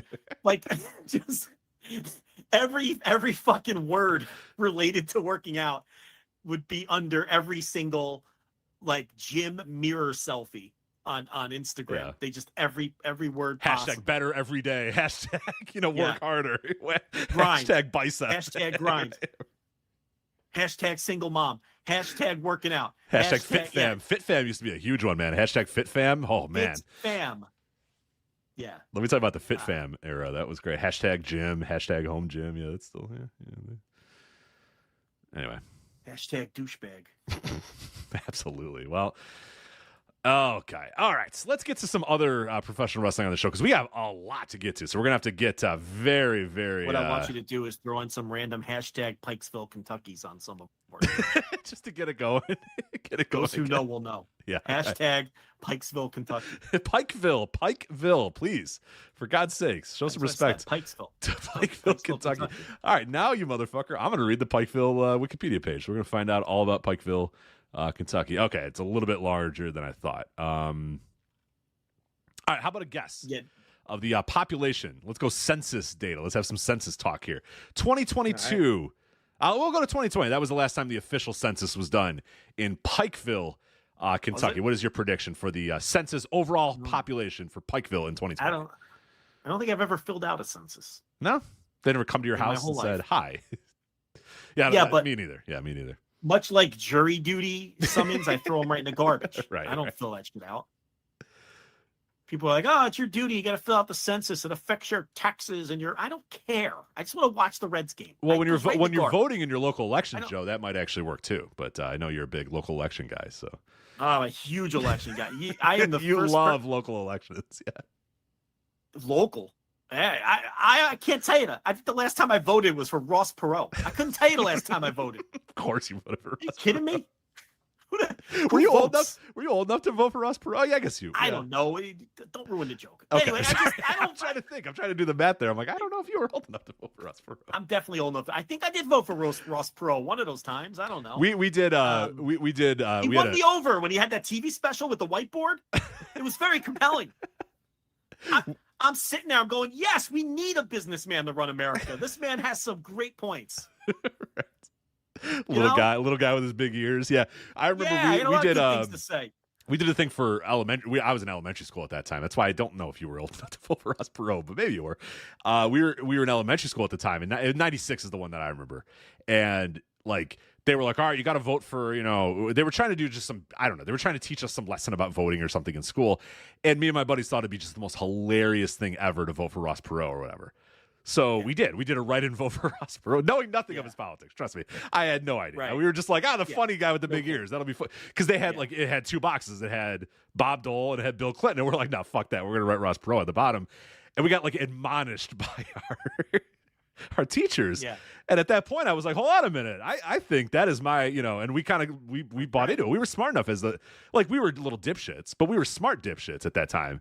So we were like, well, hold on a minute. This is our ability. We are allowed to do a write-in vote. That's right. This is our God-given right. It's Americans that write in a vote. And then we did it again. I remember they did it during middle school, and we wrote in, I think it was Alan Keyes at that time was the third-party guy. Oh, God. And they were like, why did three of you vote for Alan Keyes? And we're like, who knows? I wonder who did that. Who knows?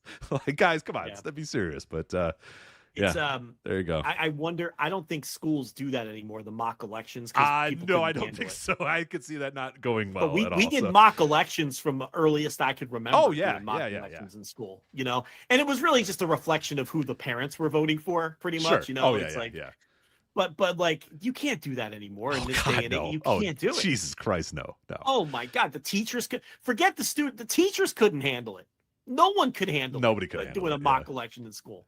It'd be that was like a whole day though at school. It was great. We would do all the mock elections, and then people they'd tally up the votes. It would be like another vote for Bill Clinton, ring a bell, and we're like, oh, this is interesting. And then, then they open ours and go, We would know. We're like, that's us. That's one of ours. Well, see, you did it as a bit. I legitimately voted for the man. I voted for Ross Perot. I don't think you're old enough. I don't think you're old enough. I was old enough. He ran in like 96. I was definitely voting age in 96.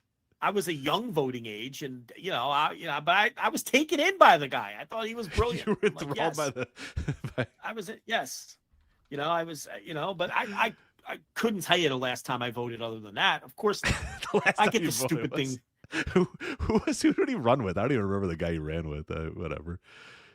Everyone just knew Ross Perot. God, who was his vice president? No it was idea. no, wasn't it the Consumer Reports guy? Fuck is his name? The guy who's or did he run on his own one year? Am I getting mixed up? I honestly don't remember whatsoever. Yeah. No, the Consumer Report. What the fuck is that guy's name? The guy who founded Consumer. Oh no, maybe he didn't found it because it was founded in the 1930s. That'd be a tough election, to do. That guy. Who am I thinking of? The I chat. have no idea. Yeah. Well, I don't know. That might be a little bit before the chat. No, it was like Ralph Nader, the consumer advocate. Ralph Nader. I thought, but did he ran run on with Ross Perot? That's a hell of a ticket there. No, he didn't. Oh, he ran on his own. That seems a little different than it was Stockdale, the Admiral. Oh, Stockdale. Yeah, Stockdale for Veep. Yeah, of course. But I don't know if he ran both because Perot ran twice unsuccessfully the second time.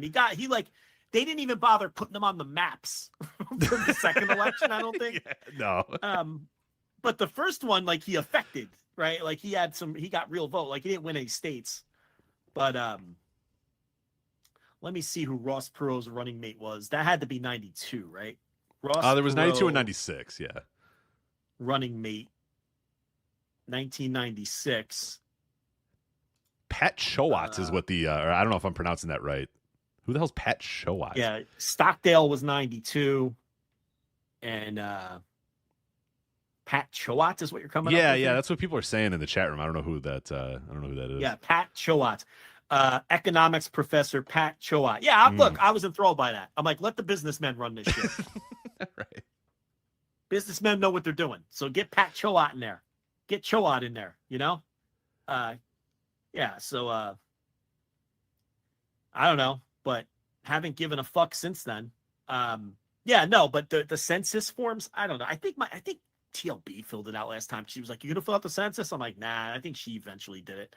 But there was a lot of fucking questions on there. I don't have time for this shit. You know what I do every single time though? I throw out my jury duty summons. I just threw one out last week, by the way.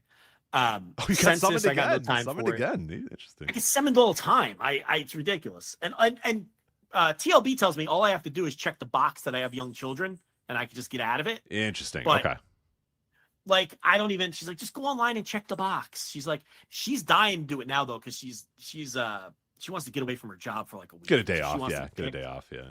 Yeah. Read a book. No, she got a book she wants to read or something. No. You don't understand. She wants to get picked for the jury because she doesn't want to go to work for gross. Yeah. Because she just can't. She's it's rough times at work right now. So she wants to be on a jury, preferably for a big time murder trial or something where she's on it for a while.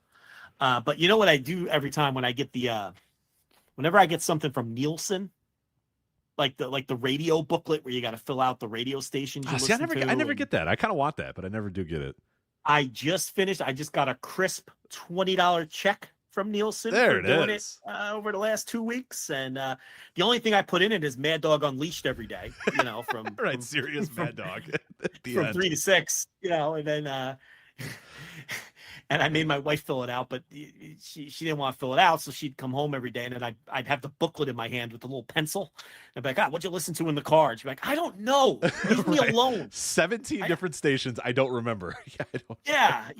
She's like, rate whatever you want. I'm like, that's not how this works. I'm like, we got to be accurate. This data matters. This data matters. Yeah, exactly. Meanwhile, someone on Voices of Radio is talking about this data this week. We got to get this right. Yeah. I'm like, come on, take it seriously. Meanwhile, I get the U.S. Census, and I'm like, I don't have time for this. You get jury duty. You're like, fuck that shit. Yeah. I got to make sure Mad Dog wins the ratings book. I can't be concerned with how many minors live in the house. I don't care about reporting that. I don't know. what the hell were we even talking about before? I think I was just trying to get to some other wrestling stuff here because we got a lot to get to on this week's we have a episode. lot. We got a lot. Yeah, well, I think we can get through it pretty quickly, actually. All right, we're going to talk about All Japan Pro Wrestling. Yes, Yuma Anzai, another Triple Crown defense against Rai Saito. So we'll talk about that one a little bit later. N1 victory. Noah's N1 victory is through the first night. The next show is August 9th. So everything we talk about will be immediately out of date by the time most of you guys listen to this. But at least I have a little bit about the first night of N1 victory. Of course, the MLW world, it never stops.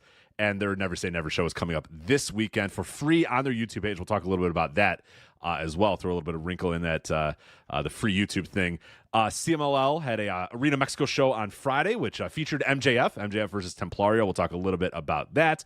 Rev Pro has their upcoming Summer Sizzler show this weekend that will also feature MJF. We have Michael Oku versus MJF in the main event, so we'll do a quick little preview of that. I'll do a quick check-in of All In Wembley, the card so far for All In. But first I want to start out, and I think we can do this relatively quickly, though, G1 Climax, the scenarios and the math and all the G1 Climax stuff. So now you did this a little earlier today. So people that are I love that it's 9:14 and we're doing the show rundown. Nice show we have here. It's what we show's do. Half over, and we're going over the. All right, here's what we're going to talk about tonight. Yeah, it's an interesting way to go about it, but it's our way. It's the way that we do it. So all right, G1 Climax.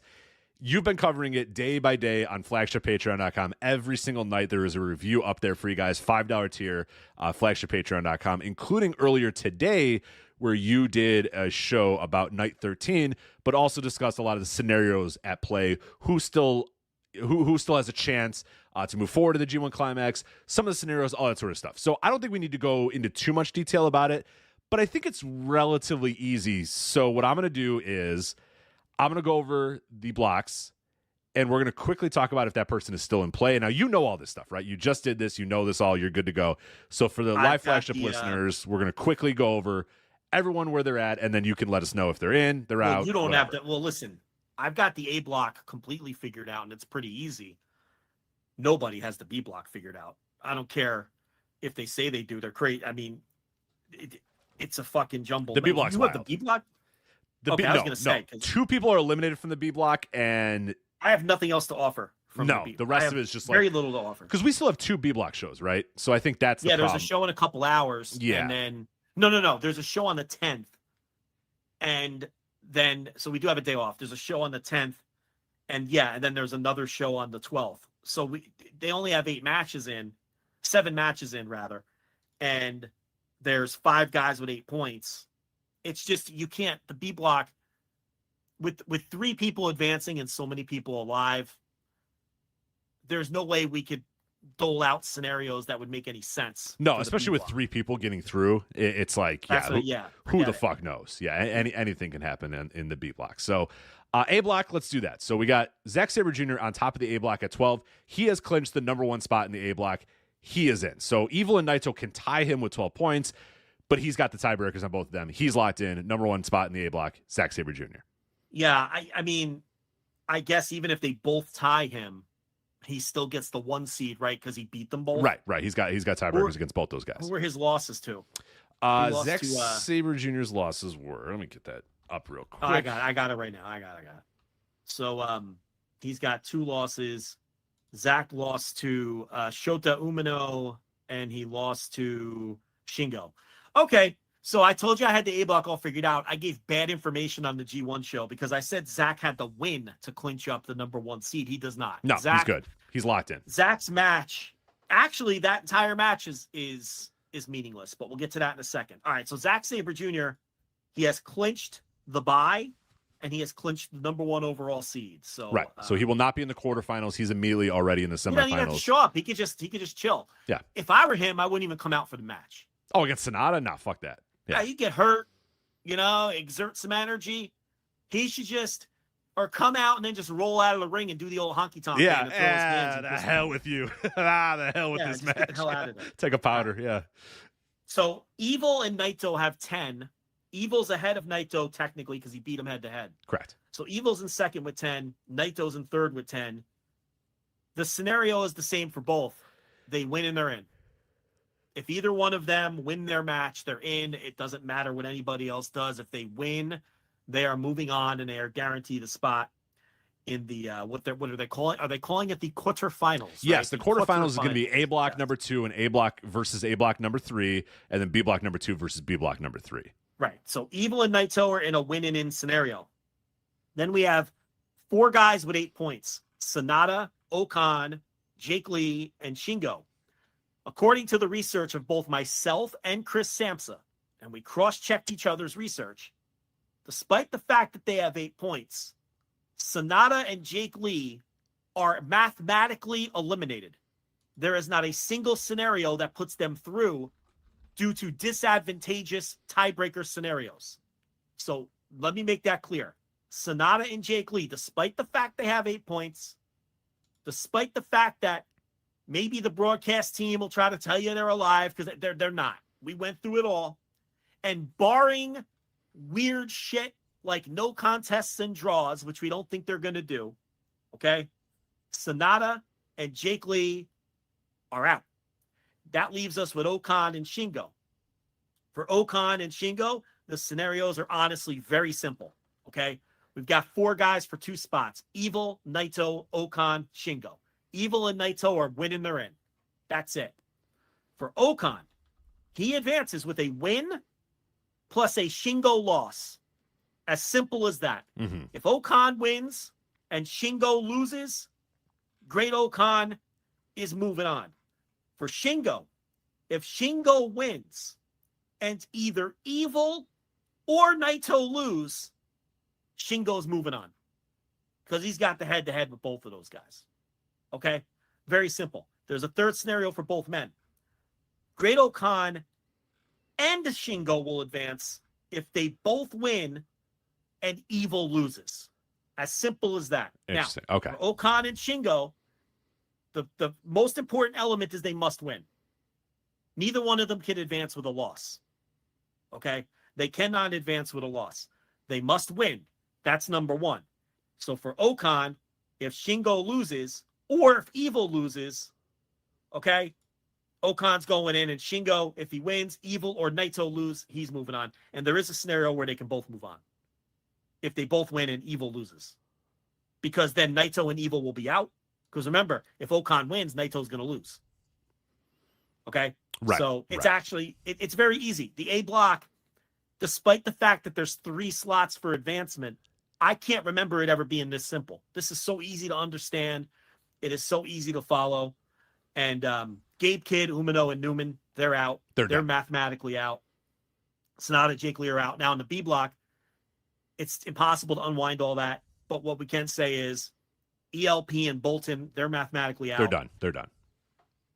Uemura is effectively out. I give him the 1 red X. I do a little simp system on the audio where I have a 1 red X if you're realistically out, and 2 red X's if the math says you're out.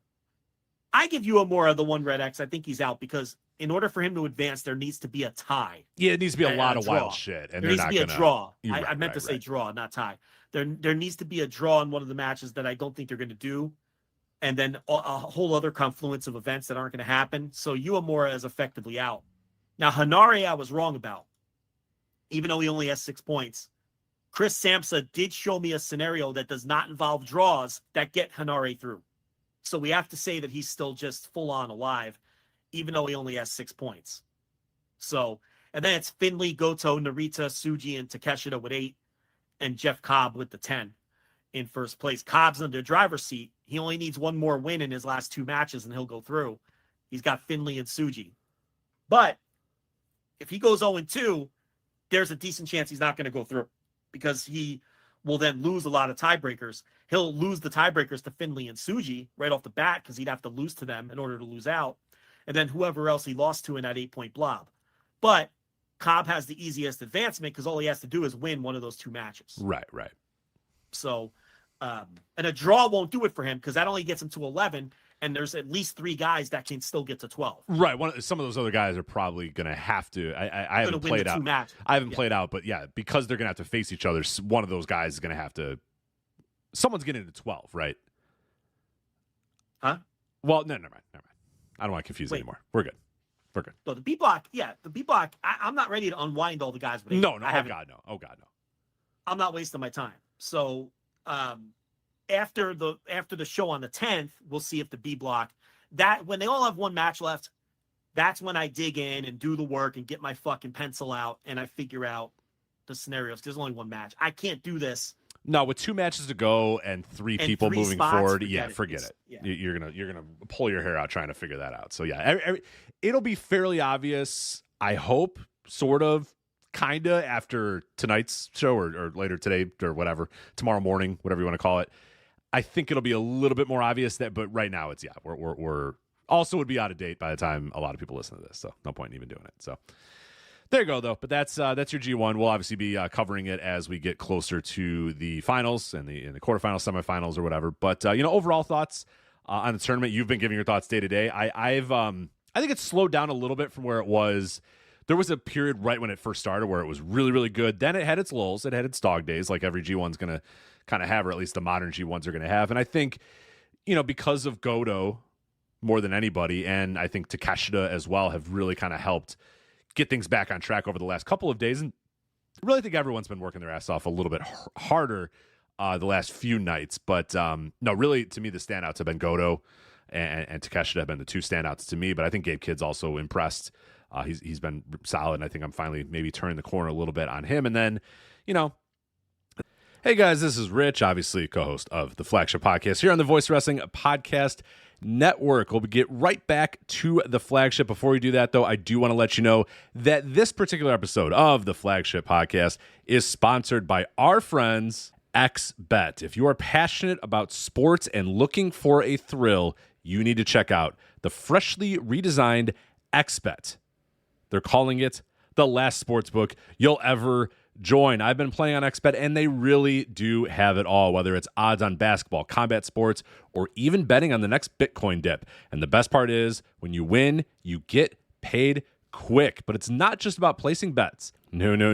XBet is a whole experience. They support athletes and sports shows like ours, and they give back to the community with tons of free bets and cash prize contests. Did I mention they also have a casino now? Yes, you can spin the slots, play some roulette, or try your luck at the live tables, all from a mobile platform that lets you enjoy the fun on the go. Whether you're super into sports betting or just curious about trying it out, you need a site that makes it fun and easy, and that's why you've got to check out XBet. Sign up today using promo code VOW and get a generous bonus of up to $1,000 on your first deposit. Again, that's promo code VOW at XBet. X as in, DMX bet.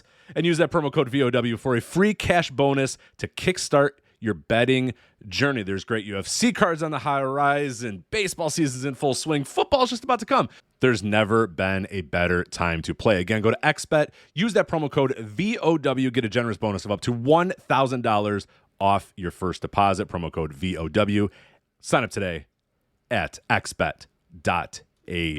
Make your next bet XBet. And now, back to the Flagship. The theme that you've kind of been hitting home over, your last episodes, reviewing these G1s is that, we were all kind of hoping that this would be the G1 where the other young guys kind of proved what they were and maybe they kind of did, in a way, maybe a lot of them really did, because you look at the next generation coming up and it's like, I think Okan's been fine, but I don't know if they're ever going to believe in him enough. I mean, we'll see. He beats Naito and moves on, and we'll say, okay, maybe they do believe in him. But in terms of guys who are just grabbing this by the horns, I think Gabe Kidd has grabbed the G1 by the horns. I've been impressed by him. He definitely, whether or not he's a Wrestle Kingdom main eventer or not, I don't know. But at least you get the sense that guy can dial it up and really can feel like a main eventer or a top star. I don't feel that about Shota Umino. I haven't felt that about Callum Newman, but Newman's obviously still very fresh and very new, so I wasn't expecting to feel it with him. I think Yota Tsuji's been, I don't know about you, but I've been kind of disappointed by his output this G1 so far. Now it's not, I'm not disappointment. I'm not ready to write the guy off, but like this was to me a tournament where it was going to be like, oh yeah, this is the dude. I talked about this guy. There was a real chance that you could make him win the whole thing and propel him over to Wrestle Kingdom. And again, that could still happen, but he hasn't really grabbed this tournament by the horns. David Finlay, I mean, Jesus Christ, how long are we going to wait for that guy to grab anything by the horns? That's never going to happen. So ready to write that off officially. Ren Narita, I mean, I think we kind of know the vibe with Narita. And even Uemura, I mean, he had that quick little bolt and jolt at the beginning of the tournament, but I think he's kind of, felt just kind of like another guy over the last couple of weeks. So that's maybe the most disappointing thing is that, we're at the end of the tournament now. And my top 4 guys are probably Goto, Takeshita, Gabe Kidd, and Sabre. And that's like, I don't know. Shit, man. Takeshita's not going to be around. He's leaving. Hiroki Goto, the whole story is that this guy's on his last leg and all of his peers are gone. All of his peers have left and they've been taken away from the G1. And he's still kind of hanging on by a thread. And then, Gabe Kidd, I guess that you can feel good about that. And then Zack Sabre Jr., I mean, everybody kind of knows what the deal is with Zack Sabre Jr. So, I don't know. I was really expecting a few more of the young guys to really make it obvious that they belong as tippy-top guys. And I don't know that any of them have really, for lack of a better term, grabbed the bull by the horns. Well, when you look at the A block, the two quote-unquote young guys that everybody was keeping their eyes on were Gabe Kidd and Shota Umino, and they're both eliminated before the last night. Yeah. And while Kidd, I think, out of the group of young guys, has done the most to stand out in his matches, in the booking, they were booked as also rans. Yeah, right. They're not even in matches that matter. Well, Umino faces Evil, and that's a very important match. But Gabe Kidd... But not because of anything that he, I guess he could play right, spoiler he's just playing or whatever. Spoiler, yeah. But he's an also ran in the tournament. And Gabe Kidd isn't even in a match that matters at all. I think who's he facing? Newman? I think he's facing Newman. He is... Let me double check. I think you're right. Yeah, Newman. And so you look at we just talked about it, right? There's 4 guys for 2 spots. And then Zack Sabre Jr. is already through. And it's Evil, Naito, Shingo, and Great O'Khan. These aren't exactly the fresh young names we were hoping would get a boost in the G1. So in the A block, they absolutely didn't do anything for Kidd and Umino. So then the question becomes, did those guys do something for themselves? You could argue Kidd did. Kidd continues to get himself over and perform exceedingly well. His match with Zack Sabre Jr. this morning was great. It was one of the best matches of the tournament. Those guys killed it. Okay, I don't know if you saw that yet. I did, It was an incredible match. Yeah, very good. Umino has done nothing. He's been one of the biggest disappointments in the entire tournament. I mean, he's just a dud. He's just been a dud. He's just been a big old zilch from start to finish. He's done nothing memorable. He doesn't have it. He just doesn't have out. it. He just doesn't have it. I mean, I think that's clear enough, I think, after 2 years with this guy that he just doesn't have it. And on top of it, they haven't, now he's going to beat Evil. I think look, we just went through those scenarios. Great O'Khan is losing to Naito. So you can kiss Great O'Khan goodbye. They're putting Naito through. We all know that. I think Evil's going to get knocked off in an upset. And I think we're, and whatever that leaves us with, Zack, Naito, and Shingo or something like that is probably what we're going to get. So, if you could forget O'Khan. And then the B block, I mean, it's a jumbled mess, but we'll see who they put through. I mean, out of the guys who are still in, but look right there. I mean, look, Uemura, he's out. Right. For all intent and purpose, he's out. I mean, mathematically, if there's some draws or something.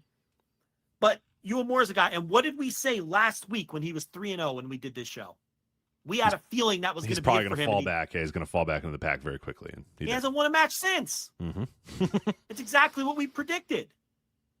Because we know Gato's booking. Have the guy come out. That was his push. His push was starting 3-0 and beating Takeshita and, getting that big win on night 1 and beating Takeshita. That was his push. And they figure, all right, that's good enough for him. But then what does that leave us with in that A block in terms of, someone who's going to get rocket packed? You got Tsuji and Narita. I mean, does Ren Narita inspire excitement in anyone? No. And he won't be a star in this current gimmick. So that leaves us with Tsuji. I would hope that they would advance him. I mean, you figure Finley's going to get one of those spots, unfortunately. Yeah. Right? I mean, let's be real. Finley's getting one of those spots. And then the other 2 are up for grabs. Yeah, Tsuji beating Cobb? Like, what would you say? I mean, gun to your head, do you think Tsuji beats Cobb?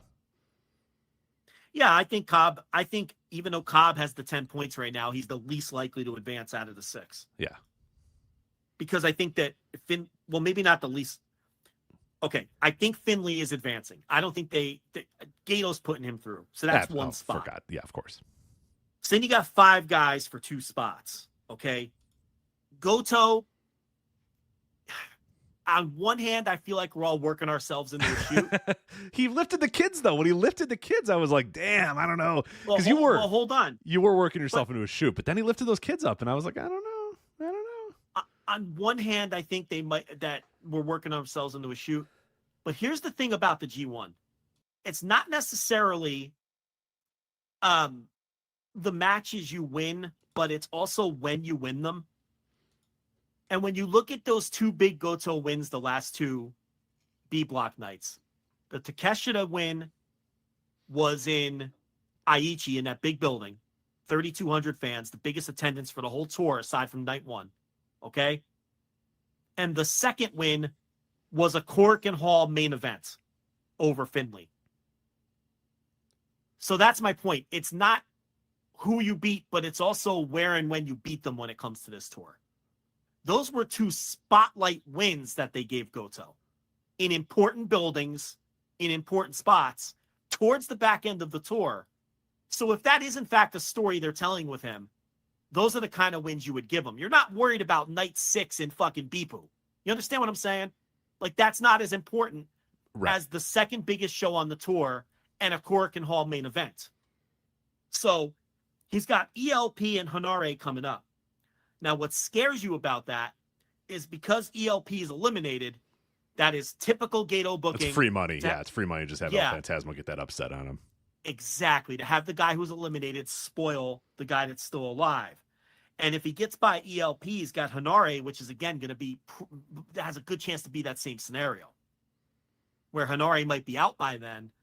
And then Hanare can play the spoiler, because what Gato will typically do is the way he books the card. You have a series of spoilers, and then the final match decides everything.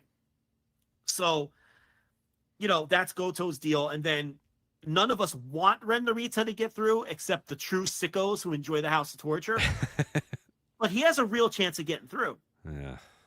And because he's one of this musketeer bullshit, which I couldn't care less about. Okay, I couldn't care less about it, but it means something to them. And Tsuji for the same reasons, plus he's already an established main eventer. And then Takeshita, who's the outsider, who they've booked well, as opposed to like Kiyomiya a couple years ago. But the thing about Takeshita too, and I think this is an interesting subplot, he has been vocal that he doesn't quite love his AEW run, and he had to backtrack some statements he made when they came off in a very negative way. I don't think it's impossible that he jumps to New Japan when his AEW contract is up, because first of all, they would love to have him. And I'd love to have him too. I think this tournament has made me believe, holy shit, if this guy just waltzes in here, they would love it. He would love it. I think we would love it too. He'd be a top star there. They would love to have him.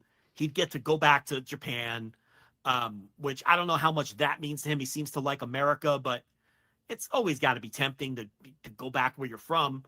And the other thing is, it's easier to jump in Japan when you have that buffer of an American deal in between.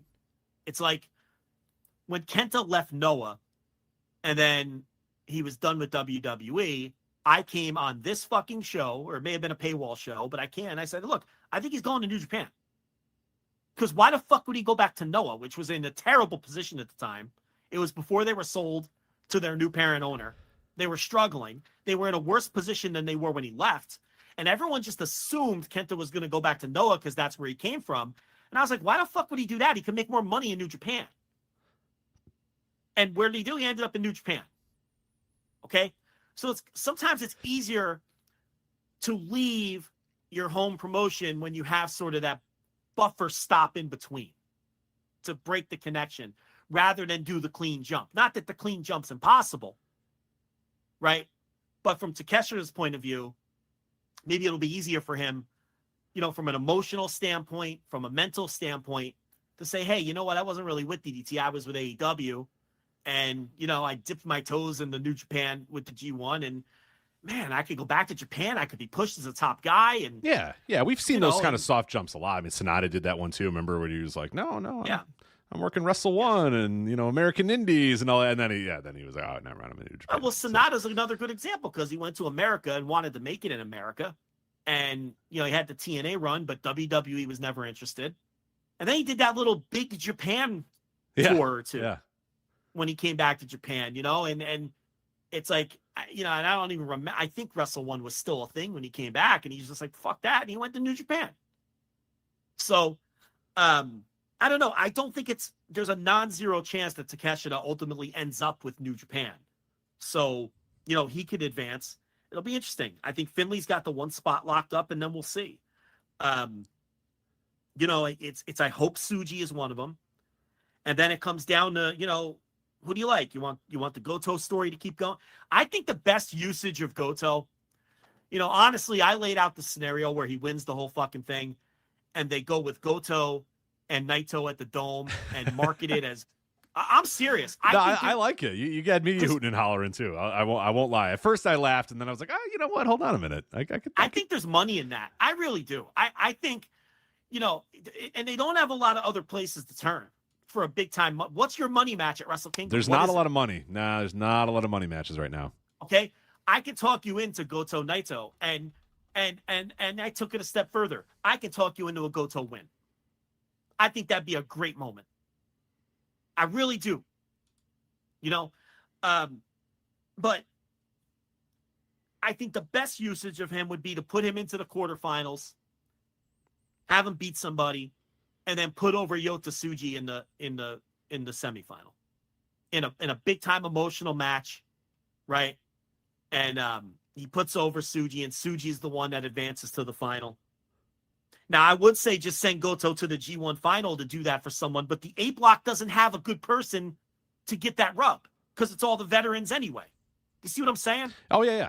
And that's kind of what's weird about this final scenario is it's like, and none of the young guys are really. I mean, there's some of the young guys are in play, but none of them feel like they're like the guy in this tournament. So yeah, fuck it. Why not then? Make it Goto.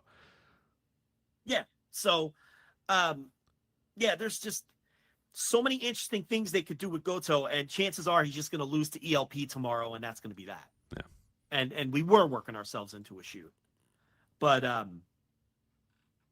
don't know, man. If they don't put some young guys through in the B block, it's going to be another year of wasting a G1 opportunity to really use the G1 to help elevate somebody. It's baffling to me when this is the same promotion where we're having a conversation right now where what's the money match at the Tokyo Dome, and they don't seem super interested in using the G1, one of the best tools that they have to firmly elevate someone and say, look, we're going with this guy and it's either going to work or it's not. And Gato has a great track record of his pushes working. You can't knock him for that. No. Him. When they get behind somebody, it works. It does. It works. Yeah. You can knock them for being too slow to pull the trigger. You can knock them for too much interference and reliance on American style heel groups. There's a million things you can knock them for, and they're valid. The one thing you can't knock this booking regime, which has been in place since like 2009 at this point, okay, is when they get behind someone, it almost always works. Even if it takes a couple tries, like with Naito, or I'm sure eventually they get the guy over to a big time degree. So it's just interesting to me. It's baffling to me that there's no obvious person. What the fuck? Why isn't Yota Tsuji like 7-0 right now? Right. Just do it. Just fucking do it. Why does everyone have to have the same amount of points? It's like halfway through this tournament, everyone had 6 points. Right. We're still pussyfooting through these little guys, these young guys, and it's like, man, at some point you're just gonna have to rip that Band-Aid off and pick one and fucking push them. You know what I mean? Pick one and have them beat everybody. Yeah. Just fucking do it. What the fuck? That's where it gets frustrating. The parody booking year after everybody year. that has double-digit points is Zack Sabre Jr., Evil, Naito, and Cobb. It's like, Jeff Cobb's 38. What's Jeff Cobb? 38. Evil, I mean, come on. I don't know if Cobb's 38. Is he 38? 42. Whatever, he's 42. He's in his 40s. I always forget Jeff Cobb's in his 40s. Cobb's never going to be a guy is the point. Right. Naito has been a guy and old, and we all know the thing with Naito. Evil, okay, we're going to do the Evil. And then Zack Sabre Jr., who a lot of people think is, fine. But it's like, He's also 37. You know what I mean? It's like, I don't know. Is this the time to? Now, look, I don't have a problem with Zach winning the whole thing. I don't. You know, he's been the favorite from the start. I get it. It would be fresh. Is he a Tokyo Dome main eventer? Yeah, that's what I'm saying. Don't know, I have a tough time who with the that. fuck is? But who is? Yeah, but I was about to say, but who is? Yeah, that's the only reason I'm pitching Goto, because there's no one. Like, I wouldn't be pitching Goto if this company was chock full of fucking future stars that were ready for the spot, but they're not. Yeah. So I'm sitting here pitching a Goto story that if it's booked properly, it could work. Right? But it's like Zach to me is in the same boat as Goto, except Goto has been in the title mix before and Zach really hasn't. You know, what Zach had 1 or 2 title matches, something like that. Maybe, a couple. Maybe 2. But, you know, Goto's had like 8. They were all ages ago, but man, this next B Block show is going to be big, because you watch Ren Narita be the only one that gets what you watch. No. You know, and it's like, no, I don't want that. Man, I don't know. I would have picked someone and I would have fucking rocket blasted them. And we were talking about that 2 years ago or whatever. Picking one. Here we are, and they still haven't used this great tool that they have to do that. Maybe. Man, Goto. Just make it Goto then. Fine. Just make it fucking Goto. Yeah. It's more patience than I would have. I mean, they just, I don't know.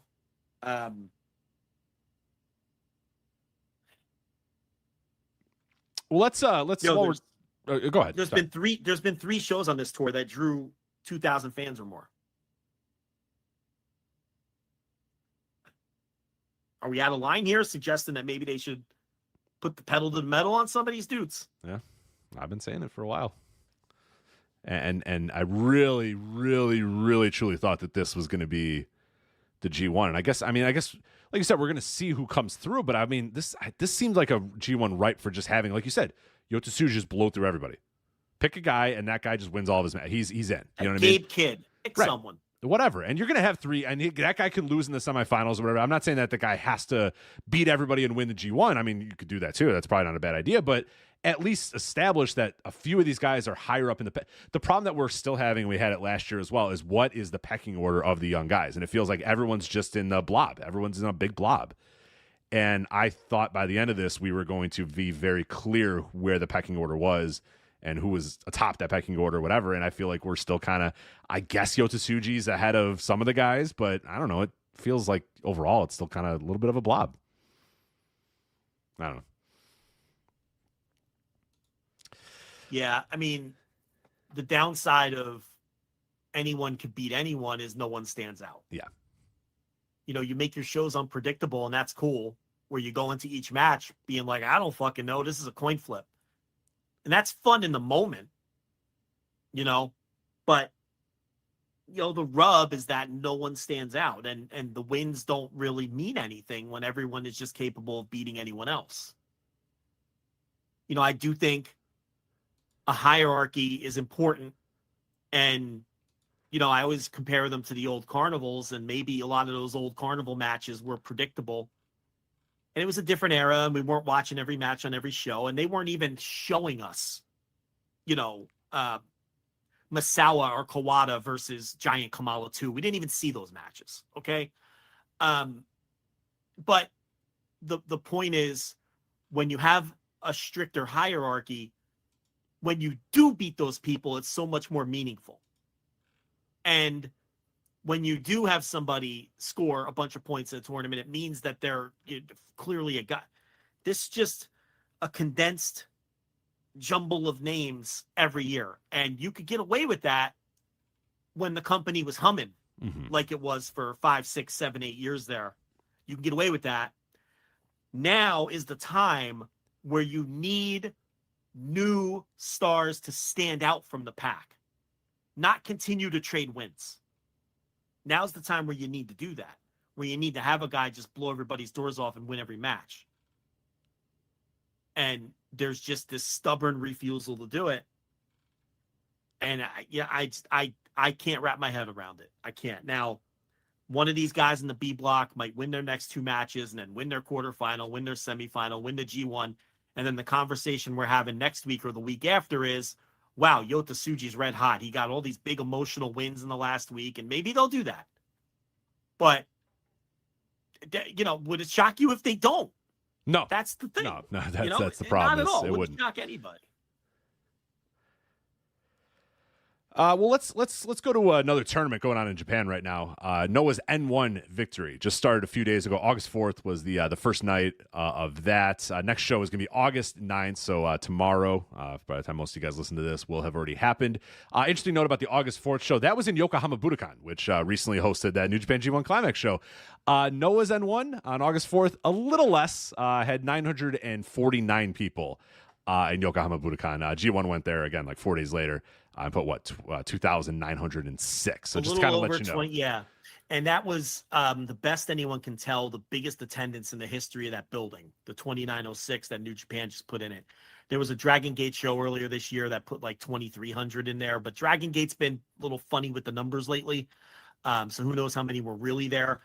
Noah runs that building semi-frequently, and they always run it for the N1, and they always have like a little under 1,000. Stardom has been there for their Cinderella tournament and puts 1,200-1,300, something like that in that building. Big Japan just ran a big show there and put like 1,600, I think. I'm going off memory, which is a really big number for them, but again, nowhere close to the 2,900 that New Japan just did. So we should note that New Japan is coming off a really nice run the last 3 shows. They obviously sold out Korakuen both nights. I hope to God they could sell out Korakuen for G1 shows. So you're not exactly, throwing flowers at them for that. But then the Yokohama Budokan show drew the biggest pro wrestling attendance in the history of the building at 2,906. So you give them a little credit there. Now, I will note that through 13 shows, they are about 1,000 fans behind last year's pace. Now, remember, that's not apples to apples because you run the different buildings at different times, okay? But they're at 26,915, and last year they were at 27,989. So, we see what happens with the last few shows before they hit Sumo Hall. But yes, the N1 show that Rich is about to talk about ran the same building and drew 2,000 less fans. Yeah. So if you want another example of post-Muto retirement Noah just, totally not having any juice from, and All Japan just continuing to nip at their heels in terms of, selling tickets. Here's another example. Night 1 of their big tour. Yeah, it should be noted again. Night 1 of the big tournament, loaded up show too. Had everybody was on the card. A bunch of N1 matches. But overall, a decent night 1 for the tournament. Alpha Wolf and what did we decide we were calling Wagner? Wagner 3, right?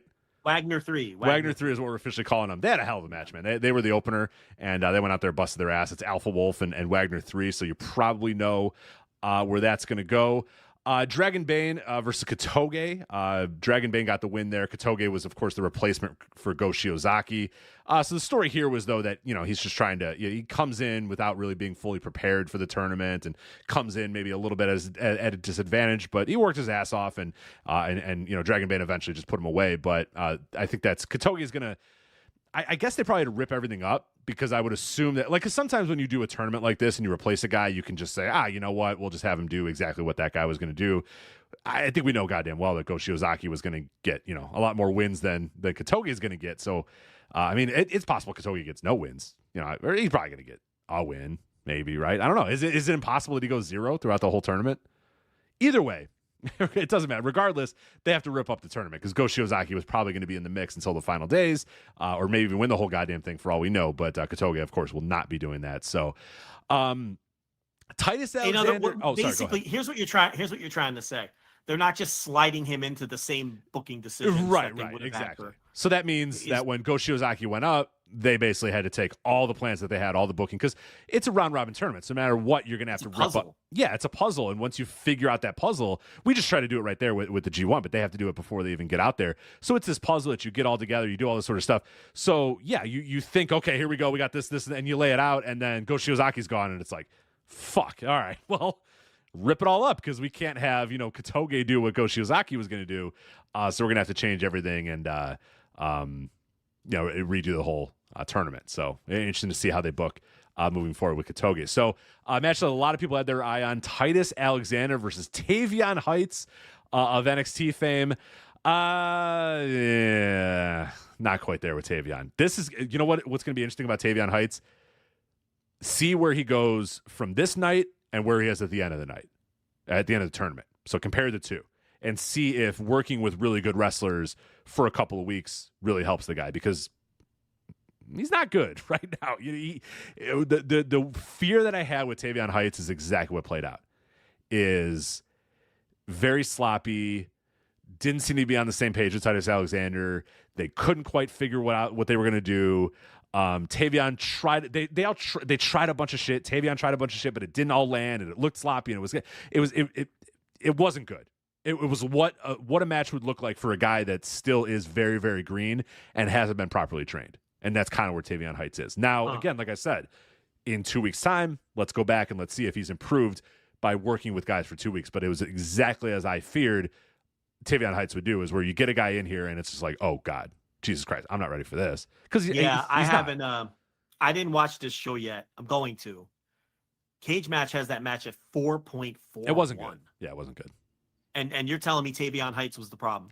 Titus wasn't great here. Titus wasn't great. And I like Titus, but he's also not a guy. I think he's not a guy that can, at this point in his career, lead somebody through a match. It was just weird. I would have had Tavon versus somebody a little bit more professional. Like, not taking anything away from Titus Alexander, but I would have put him in there with a Noah veteran. Experienced, you mean? Yeah, a little more experience. But I think what they wanted to do is ease him in. They wanted to ease him in a little bit. They wanted to get him in there with another American. Right. They don't want Kano out there just, slapping the shit out of him on the first night or whatever. But, maybe that would have been a good idea to do that. Kind of teach him what it's like. But yeah, it was clear that this guy's he has a lot of ways to go. I think he's a good talent. I think he has the potential to be pretty good. That's why I'm curious to see after 2 weeks if, he's better now with working with these other guys and or if he's a guy that if I'm them, I try to keep. Can we have him for 6 months? And when we bring him back, trust me, he'll be good. But how good will he be in a couple weeks? We don't know. But this was no good. No good. Then there was some other tag matches. We'll just skip all those. Those don't really matter. Oh, sorry. I missed this one. Josh Briggs versus your boy Oiwa. This rocked. Because Josh Briggs is one of those guys that he's in NXT, but he's experienced. He's been in Evolve. He's been a bunch of places. He's an indie worker. But what he has is one of those things where those American guys go to Japan and you don't realize. I guess we kind of know that Josh Briggs is a big guy, but you don't realize how big he is until he's in there with Japanese guys. Like Josh Briggs is, I think, legit like 6'6", 6'7", 6'8", somewhere in that range. But he's in there with Oiwa, and they basically told him, you have to work like the big, you got to work like fucking Giant Bob out there. You got to work like The Undertaker out there. And he kind of did, and it kind of worked. Like, I think that's what he's going to do through the whole tournament is he just worked power. He just did big power moves. He just did sidewalk slams and backbreakers and body slams and then just kind of yelled at the guy. And it was Oiwa, who's not a big guy either. So he had to kind of slam him and then just be like, get up. Come on, man, get up. So he kind of worked like the Saitos in a way. But I think it's going to work. I think Josh Briggs is smart enough to know how to adapt his style to work for the N1. And I thought overall he was really good in this match. So it was a lot of fun to watch him and see how he's going to work as this giant, because I'm trying to think of who else is big, like truly big guys in this G1 or this N1.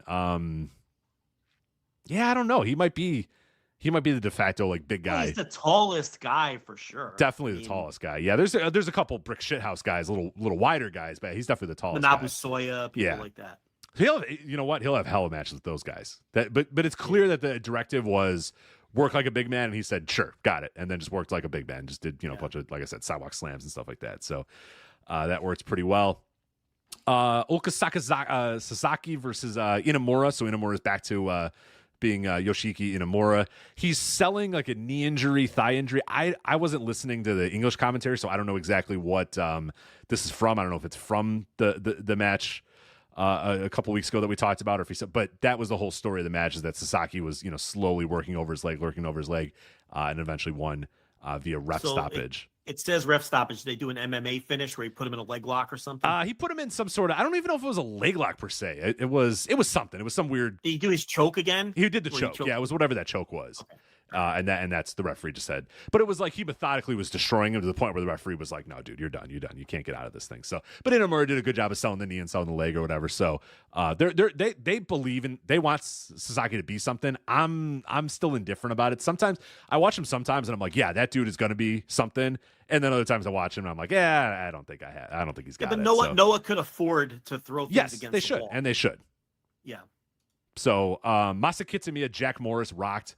These guys just beat the fuck out of each other. Classic, just kind of, I saw it on Cage Match. It's got like a 5.14. I don't know, man. It's long. It was a long match. It was 15 minutes and probably did not need to be 15 minutes, but I liked it a little bit better. The big story here, though, is, and I don't believe this was a work, but maybe if someone's more in tune with Noah, they can let me know. But I tried to look and see. Masa Kitsumiya came off the top rope with his splash, and when he landed, Jack Morris immediately grabbed at his hip and grabbed at his body, and Masa Kitsumiya got the 1-2-3. Now, I assume that Kitsumiya was supposed to win the match.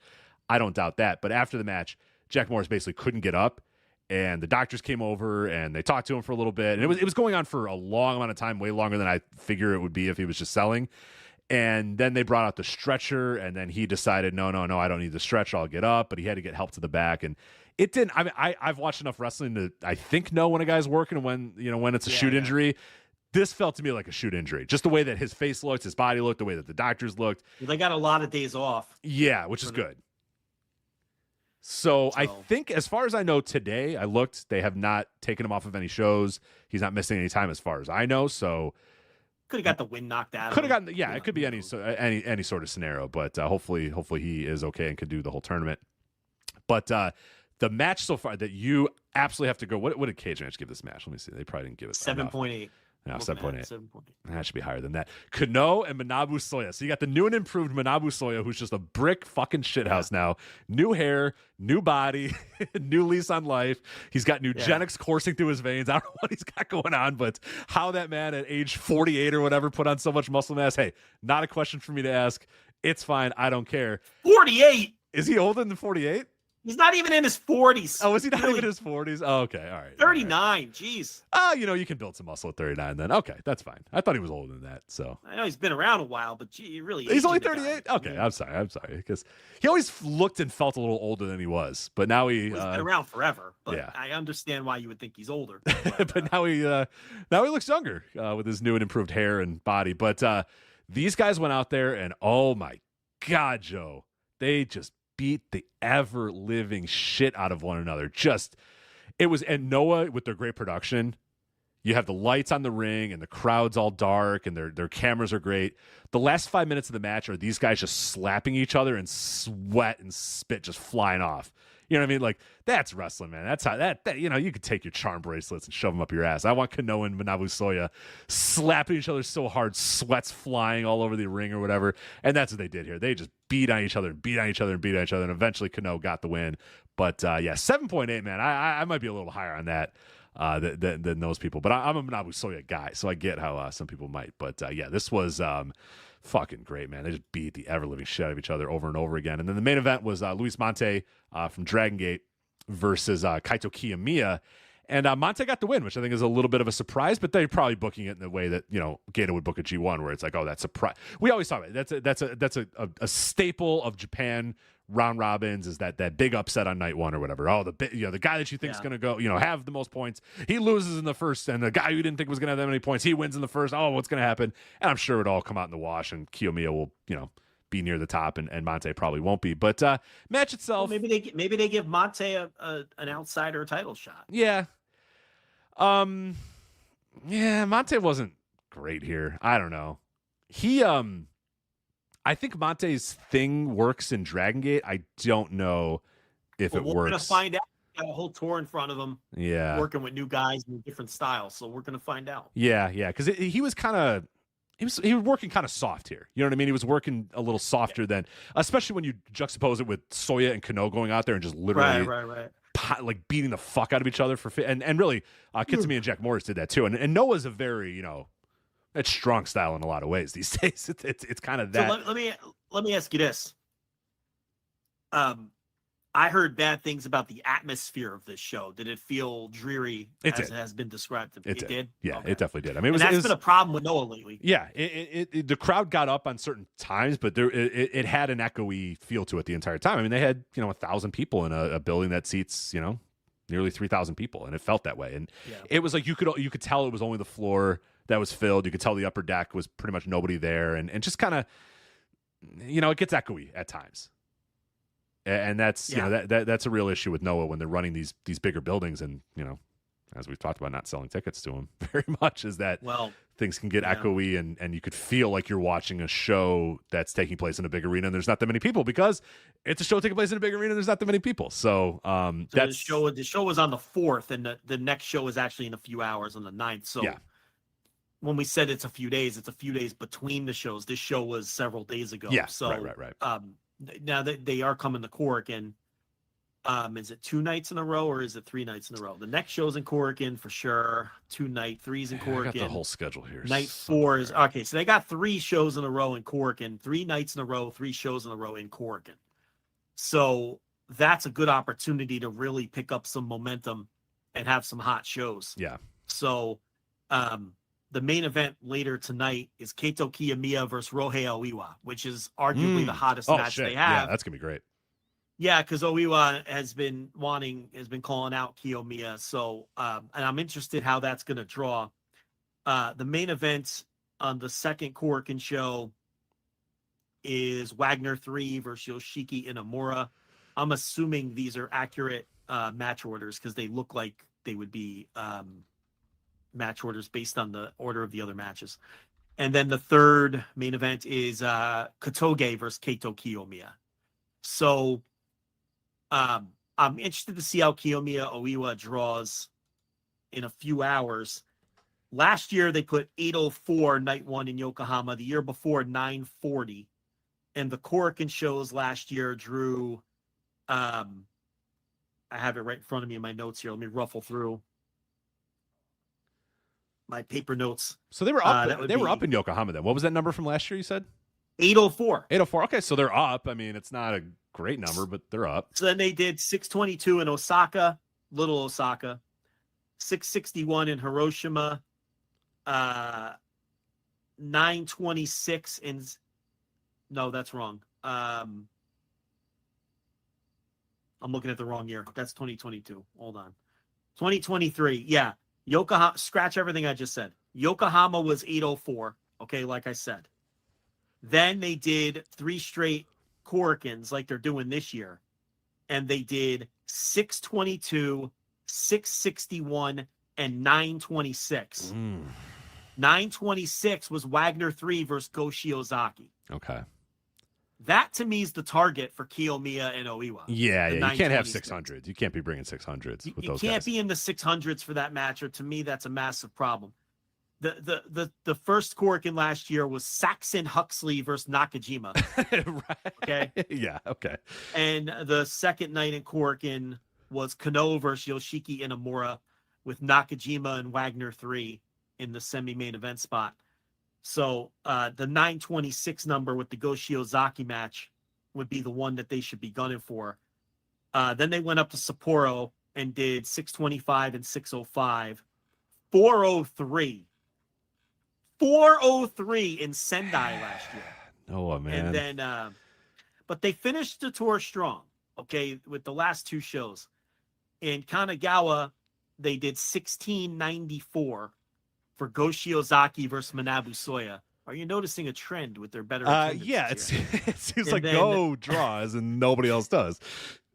And then the final night in Osaka, which of course was the N1 final in Osaka, Big Osaka, they drew 21-21 for the Go Shiozaki Kano final.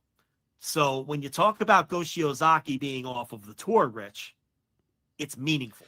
Yeah. Okay. It's meaningful. It's big meaningful. So if you want to look at 2022, they opened up in Yokohama 9:40, so a similar number to this year. And then the Osaka final was 29:88 for Kaito Kiyomiya's win over Hideki Suzuki in Osaka 2 years ago. So you see the drop from 2022 to 2023. The Korakuens in 2022, 584 for Keito Kiyomiya versus Masakatsu Funaki and a Hideki Suzuki Kano semi. And then the second night in Korakuen, 609 for Masato Tanaka versus Ironhead Fujita and a semi-main event of Kojima versus Masakatsu Funaki. Rich, I don't know who needs to hear this, but the MMA fighters from another era, as has been proven time and time again, nobody fucking cared. Nobody fucking cares. So I'm glad they're not booking those guys anymore. But I'm not going back to 2021 because now you're getting COVID restrictions and shit like that. So there's no point. But we'll track the attendance on this tour for sure, with the 3 straight Korakuens here coming up. And I really think that's one of the biggest matches they have, Kiyomiya and Oiwa. So I hope they do well, at least on the first leg in Korakuen. So I can't comment on the matches. I didn't watch the show yet. I've been bogged down with the G1 and everything else. But tomorrow's a G1 day off. I really don't want to watch any wrestling tomorrow, if I'm being honest. I feel like I need to take a day off and recharge a little bit, but can't fall behind, man. Can't fall behind. It's now or never. I can't fall 2 shows behind on the N1 because then it's just, you're never going to catch up. And then, it's, man, you miss a couple days with this wrestling and it's almost impossible to crawl back. Especially doing what we do, because it's like, I clicked onto this Noah N1 Victory file and it's like 3 hours and 40 minutes. And oh my God. Because it's the tour opener and they had else. everything. Yeah. But then I started skipping entrances. And then when I saw a bunch of these guys come out for an 8-man tag, I was like, no. Nope. No. Yeah. When my man S Crazy came out, I was like, nope, not watching this. S Crazy.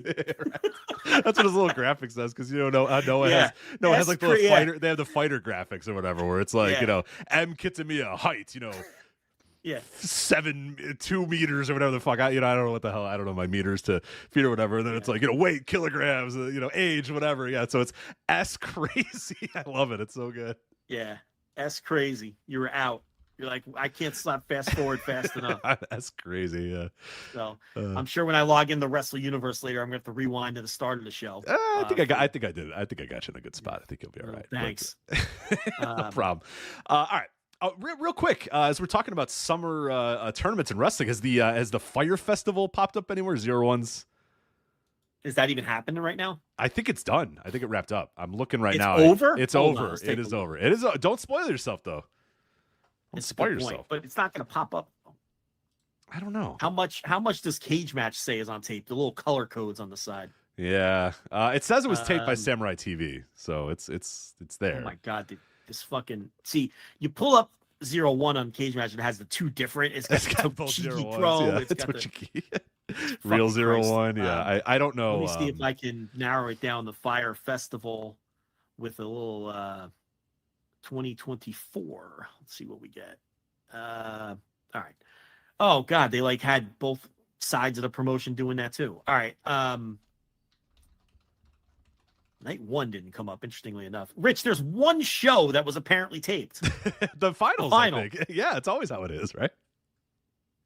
I mean, sometimes you get lucky, you get another one. Yeah, I guess you usually get 1 or 2. I usually just lock in for the finals of 01 Fire Festival. So there apparently wasn't a night 1. Oh wait, there it is. Okay. Yeah, one show made tape. Yeah. All right, the final. Well, it's not on my usual haunt, so it must not have aired yet. But let me see if it's on Wrestle Universe. Interesting final. Who the fuck was in this tournament if that was the final? It was a rough tournament this year, man. Let me pull one of these nights up. It wasn't good. Random night. It wasn't good. Oh, well, then again, these shows have one fucking match on them. Yeah. Man, what a disaster this promotion has become. 01's not in a good place at all. With the split promotion, do you think did they have to book? Oh, they were booking some real. Some of the but what I'm saying is some of the wrestlers could only work Tochigi and some can only work Real 01. So it's how'd that work for the tournament? Yeah, judging by who I've seen that's in the tournament, they didn't really get any of the old guys. This tournament stinks. No, I don't think they got any of those. I'm glad it didn't make tape. This is some trash. Yeah, I don't think they got any of the guys. They Masato Tanaka wasn't in it at all. You had Sato, Koji Doi. All right, I'm never watching this. Chris Where's the Weiss. blocks? Oh, come on. You got to watch the finals. Does Wikipedia cover that or no? It does. All right, so it's got the blocks? It's got the blocks, yeah. Pull up Wikipedia here. You're going to get spoiled. Festival. You're going to get spoiled. I don't care. I'm not. Okay. I'm not. I hate who's in the finals, so I don't care. Let's see. It's rough. Where's the fucking... I can link you if you'd like. You know it's a bad final when neither guy has a Wikipedia page. All right, let's see. One of them has. Koji Doi has Koji Doi does, yeah. right. All right, let's see. It's probably not very long, but he's got one. Oh, it's pretty long. It's longer than it should be. Sukataka Sato, Fuminari Abe, Junya Matsunaga, Satsuki Nagao, Ender Kara, and Yomahito Imanari in one block. My God. Yeah. It's... Koji Doi, Chris Weiss, Yuko Miyamoto, Tetsuya Hanami, Ruya Takakura, and Blazer Tanai. What a fucking... All the stars, Rich. All the stars. All Yuko the Miyamoto stars. not only was booked, but like in contention, like was pretty high in the block, which tells you something. Because he's the scummer of all scummers, man. This year. Yeah. There are 5 total men with a Wikipedia page. Yeah, that's not good. That's not good. Chris Weiss should have a Wikipedia page. I'll write it for him. Chris Weiss is a former 0-1 world champion. You're right. He should have a Wikipedia page. Who the fuck is Blazer Tanai? I don't know anything about Blazer Tanai. Yeah, as you were discussing it, I was looking it up, and unfortunately, if you look up Blazer Tanai on just Google with nothing else, it just comes up with a bunch of blazers, like actual tie, right. like a coat. right. Blazer Tanai. All right, who is that doing a gimmick? That has to be someone doing. It's got to be somebody, but I can't seem to. He doesn't even have a cage match profile. No. Man, he works just tap out from what I can tell, but yeah, no cage match. No cage match. Did you say she? No, I said he. Is it Intergender Fire Festival this year? I mean, maybe. Who knows? They might be better off. I don't think so. I think this Blazer tonight is a he, but I don't know anything. Rich, I can't watch this shit. I'm glad it didn't make tape. Damn it. All right. Well, this is some hot fucking garbage. If and when it makes tape, I will discuss it. Oh, I'm sorry. Nap528 in the chat room says Rich missed Hayata rejoining Stinger. Who fucking cares about who joined Stinger and Hayata leaving and joining Stinger again? You know, I gotta defend Rich. They might not do the unit madness as crazy as they used to, but it's really hard to care. Who could fucking care about Hayata leaving or coming I gotta to defend Rich. Stinger? I have to admit that I have long since tossed the towel on tracking, especially the juniors. Like, there's no fucking point. I think Yoshinari Ogawa was the catalyst for it became a meme. Like every show, he was the catalyst for someone betraying someone and jumping a unit. Rich, I don't blame you. Yeah, I'm looking at there's the Wikipedia for Stinger has Chris Ridgway, who had 2 different tenures with Stinger, Yoshiara Ogawa, who had 2 different tenures with Stinger, Kotaro Suzuki, who had 2 different. It's like, no, I'm good. I'm not talking. Stinger has its own page? Yes, Stinger has a page. Very, very detailed page, by the way, if you'd like to go to the Stinger Wikipedia. Who's the fucking saint who tracked all of that? And look at these write-ups. Holy shit. Remember at one point, I forget who it was, but there was somebody on Twitter, and I think it was a woman she was from England, or I don't know if it was England or Europe or something, and she made a video once that was like a bunch of names on a piece of paper and was like, all right, here's the history of Stinger. She was a Twitter account. She would keep a board on her bedroom wall, and it was very helpful. It was very helpful for, okay, here's who was with Stinger today. Okay. And here's who's moved off of Stinger since the last time we spoke. And it was like, all right, this guy's not in Stinger anymore. This person is. No, I'm good. I'm good. Yeah, but it wasn't just Stinger. It was all the fact. Like, jumps. Like, she did a good job ridiculous. with that. I don't even think this Wikipedia page has every. No, it's missing like half of them. I'm positive it's missing half of them. Yeah. It's got the Stinger subgroups. So if you ever wanted to know who was in Scramble Time, Wikipedia's Thank got your God, back. finally. I've been always wondering. I was always wondering if I could track who was in Scramble Time, but there you go. All right. Well, hey, we're into Japan, so let's talk about All Japan Pro Wrestling here. Yuma Anzai, Triple Crown title defense against Ri Saito at Summer Action Wars 2024. August 3rd was this show. They had 1503 in the Sendai Sun Plaza Halls. That's a good little number for All Japan Pro Wrestling. Good little I'm telling you, it's a nice little number. How many N1 shows will top that? 1503, yeah, probably the finals maybe, and then nothing else. Final, I would hope the final. Dear God, hopefully the finals, yeah. You know, it's a really, listen, we talk about this. Anzai is a nice little draw as champion. Mm-hmm. He's done a nice job on top. Now, what All Japan is doing, they're spamming these title defenses, you know, and you're a little worried about that because it almost feels like they feel like they need Triple Crown matches to draw. And not that there's anything fundamentally wrong with that, but the problem is you run out of challengers. You run out of challengers and you run out of them fast. Now, I exited stage left as soon as the match was over. Did anyone come out to challenge Yuma Anzai? Yeah, I think Yuma Aoyagi, I think, came out and challenged him. Let me double check because I watched this a couple days ago. So I've seen so much wrestling, and I think it was Yuma Aoyagi. Theory, while you're looking for that, my theory was that Jun Saito would come out because he beat Davey Boy Smith in the semi. And I'm like, oh, well, that's like, because Davey Boy Smith, if people don't know, he signed like a 6-month contract with All Japan. He's in. This isn't just bringing in a foreigner for a tour, okay? He's committed contractually. The Observer reported that, and as we know, Meltzer, he's friendly with Davey Boy Smith Jr., so he would know if anyone's going to know.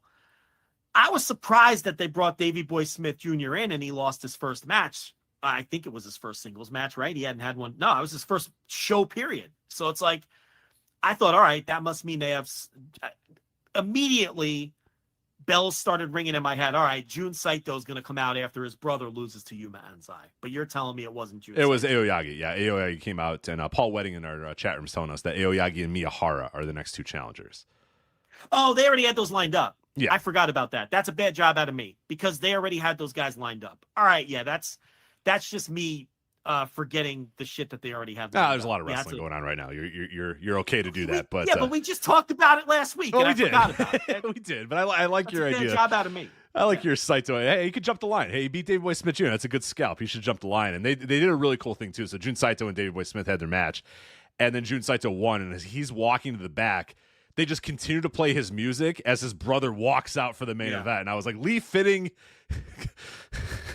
fuck off, Lee Fitting. This is production right here. You know what I mean? Yeah. WWE does They did the Mark McGuire, Jose Canseco fucking forearm bash. Yeah, a little Bash Brothers shit. And we're like, all right, pal, you take care of business. I just took care of business. You take care of business, buddy. You know, I love it. I love it. He's not staying out. He's not going to stay out to help him. He's like, nah, you don't need my help. You got it, pal. No. Go. And we didn't get the music because of copyright, but you know Dream Warriors was blasting while they were doing it. Yes, the Dream Warriors. Yeah, it's so good. Man. Fucking great. As they bash brother each other and go, take care of business, motherfucker. Get out there. Yeah, it's so good. To a little docking, right? Yeah. Yeah, you can't beat that. So, there was that one time where they forgot to mute it, and it was so good. Yeah, they do on time to time. They do. They forget to mute it. Like, you know, every other show. And you feel like you've gotten this, like, you're like, oh man, I hope nobody notices this because it's just playing, and you're like, dude, like, yeah, hell yeah, brother, let's go. It's such a nice little treat when they forget to mute it. Yeah, it's such a nice little treat because it's entrance music that fits those guys like absolutely, like a fucking wetsuit. Like it's perfect to them to come out to the docking. It's so good. But no, that Triple Crown match rocked. I don't know what you thought about it. Oh, I loved it. I loved it. Yeah, there was a spot that was one of my favorite spots I've ever seen. It really felt like Yuma Anzai. He got over the idea that he was battling a dude who was just too fucking big and gnarly for him so well. I mean, this is a guy in his second or third year in the ring, and he worked a match. It wasn't a big guy, little guy psychology. That wasn't it. It was just this guy's fucking big. This that guy's was strong. The psychology. The psychology is, I'm good, but God fucking damn it, this guy is strong. I'm not small and weak. This guy's a fucking bear. That was the psychology behind it, you know? And it was like he was having trouble with his weight. And, you know, and it wasn't even the obvious stuff, like when he went for his convoluted finish where he wraps the guy's leg around his head and stands up and drops him backwards. And he went for that the standard way, and he was like, like sold his back. Like he couldn't get him up, you know, the old pro wrestling spot where you can't body slam someone and you grab your back. Like that's how he sold it. I don't even mean the obvious shit like that. I just mean the little shit in between where it was like the way he would stagger, like when he would like bump into the guy or just, it was just, it's hard to describe, but he just sold the size and the power of this grizzly bear he was wrestling very, very well and in a very advanced way that even you see some veterans don't. He's really good. He's really so good. And he keeps getting better. Yeah, man. The spot that happened in this match is one of my favorite spots I've ever seen. Is Saito put Yuma Anzai on the corner, so onto the post or whatever. It's a spot that if you watch SummerSlam, you saw I think 5 times. I think they did the guy running into the corner. They did it in the ring. This was outside of the ring, so they're outside of the ring. Saito puts Anzai's back on the post. And then he walks back, and then he gets ready. He rears up to start running at the post. And you know what's going to happen. You've seen this spot in every wrestling match. 15,000 times you've seen this spot happen anytime you've watched wrestling. You know what's going to happen. The guy's going to duck out of the way, and the big guy's going to run his shoulder into the post. And then the rest of the match, he's going to sell his shoulder or whatever, or his shoulder's going to go out of its socket or whatever it may be. We've seen that spot 1,000 times. Again, if you watch SummerSlam, you saw it a bunch of times. Yeah. Saito's running. He just fucking runs into Anzai and just crushes him into the post. And I'm like, fuck yeah. I never in a million years thought I would, because it's always the same spot every single time. Not this time. Anzai was like, nah, brother, run into me. And then Anzai selling it like he fucking died, because who doesn't buy the fact that a big dude ran at a little guy and then crushed him on the ring post? Yeah. It's fucking great. But I thought for sure he was going to move, because that's what I'm saying. Anzai's on a different level, man. He's just thinking in a different, because he's thinking, yeah, we could do this spot that everyone's done in every single match forever. No, fuck it. Just run into me and charge me into the post, and I'll sell my back for another 10 minutes afterwards. I mean, god damn, I love that spot. This might be his favorite title match of mine that he's had so far. I mean, they've all been pretty good, but I really adored this match. You know, and then, you know, the finish where he caught Saito up on the turnbuckle and then was able to get him positioned for his finisher. And in an incredible display of strength, he walked him to the center of the ring on very wobbly legs. That could have went wrong. Oh yeah. And hit the move and beat him. So that was a very impressive spot that could have been very ugly. And then I don't know where they would have gone from there. But he put the big man away. And I just was very impressed with Anzai's performance in terms of building a match around the idea of how am I going to handle this grizzly bear that I'm wrestling, and really getting across the idea of the difference in strength and all of that. So anything else on the main event, or you want to go through some of this other stuff here? No, we can go over the rest. Yeah, I thought, Anzai is on another level right now, and this, man, was this my favorite defensive is? Maybe. It was really, really good. It might be my favorite of his matches, and they've all been very good. Joe, they told a story in this match, believe it or not. You know, we talked, circling back to our earlier story, they told a story, and Anzai didn't have to stop in the middle of the ring and you know, cut a promo, and Saito didn't have to take Anzai's, you know, necklace that his mom gave him, and then Anzai's, you know, trying to defend the Triple Crown, then going down to his knees and going, no, my mom's necklace. You know, no, you could just have a wrestling match with physicality. It's possible. Jun Saito defeats Davey Boy Smith Jr. Talked about it already. I'm very surprised Davey Boy Smith Jr. lost coming out of the gate. In fact, I thought Jun Saito was the perfect guy for Davey Boy Smith Jr. to beat. Mm-hmm. Get a good win. Coming in. Yeah. And his new, you know, and got a contract. He's going to be full-time, work every tour. He lost. So that was an interesting outcome. And I thought it'd be setting up a title shot, because I forgot about the other 2 title shots that are already lined up. But maybe he's the third guy in line. I don't fucking know. But it was a curious result either way. And it was a good enough match. You know, Davey Boy Smith, I got to tell you, he looks motivated. He looked motivated. He did, yeah. Like he had some fresh gear and his body's in good shape. I was gonna say that really stuck to me. I'm not a body guy, I'm an effort guy, but it looked like he put a little bit of effort in it, because there's been times where Davey Boy's rolled out it, and you've seen him, and you're like, oh, yeah, he doesn't give a fuck about this. Like, there's been some blood sport events or whatever where he just shows up, and you're like, yeah, this guy's just getting. Well, look at the MLW. He's been rocking his dad's 1999 look with the jeans and work boots. Yeah, and, right. And I guess that might be just an homage to one of his dad's, eras. But and to be fair, for whatever reason, MLW was booking him in like death matches and shit. So maybe he felt like he had to work those in jeans. I don't know, but he had like some new gear. He's back to the tights. His body was looking good. His work here was I think he's a good fit for All Japan. For the current makeup of All Japan, I think he's a good fit. And I think he adds a little bit of juice too, because we just talked about how Anzai's running out of challengers. Okay. And there's no doubt that Davey Boy Smith Jr. is going to get a title shot before he leaves, before this contract ends. So he beat Nakajima, he beat Miyahara, he beat Hideki Suzuki, he beat Suwama, he beat Ryuki Honda, he beat Rai Saito. He's got Yuma Anzai next, and he's going to start repeating with Kento Miyahara lined up after that. It's like, outside of Jun Saito, who's left? We talked about this last week. Well, now you have Davey Boy Smith Jr. in the mix. You give him a title shot at some point. If Anzai's still the champ, that assumes he's going to survive these next couple challenges. But, and I think he's a good fit style-wise for this roster, too. So Anzai's boys, the rest of his stable, whose name is escaping me, they won a 6-man tag. Ren Yabe, Rising Hayato, and Ruki Honda defeat Hikaru Sato, Kento Miyahara, and Suwama, and it was Ren Yabe picking up the scoring the fall here. So pretty standard 6-man for this spot on the card and everything. So look, Anzai's getting the push. His group's getting the push. The hell's the name of this group? I forget. It's something weird, isn't it? I'm pulling it up now. Elpida, apparently. So they pick up the win and a pinfall for Ayabe, which is important, and more interactions between Kento Miyahara and Rising Hayato. They just had that singles match not too long ago. Now the junior match with Naruki Doi and Musashi. I think you said you didn't watch this. No, I did not see this match. No. My God, did this rock? Oh my God, did this rock? You know what this reminded me of? From a pacing standpoint, it reminded me of a vintage Bravegate match. Do you know what I mean when I say that?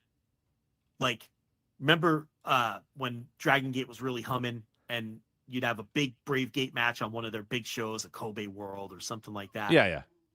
And it just had even by Dragon Gate standards, a different kind of pacing. You knew you were getting like a hard 11 minutes of just cardio wrestling, right? That's what this was. Doi, this fucking guy gotta be in his mid-40s by now. He is 43. The cardio on this man, and he is just running Musashi in circles, and it felt like a vintage Bravegate match. Naruki Doi is so fucking good.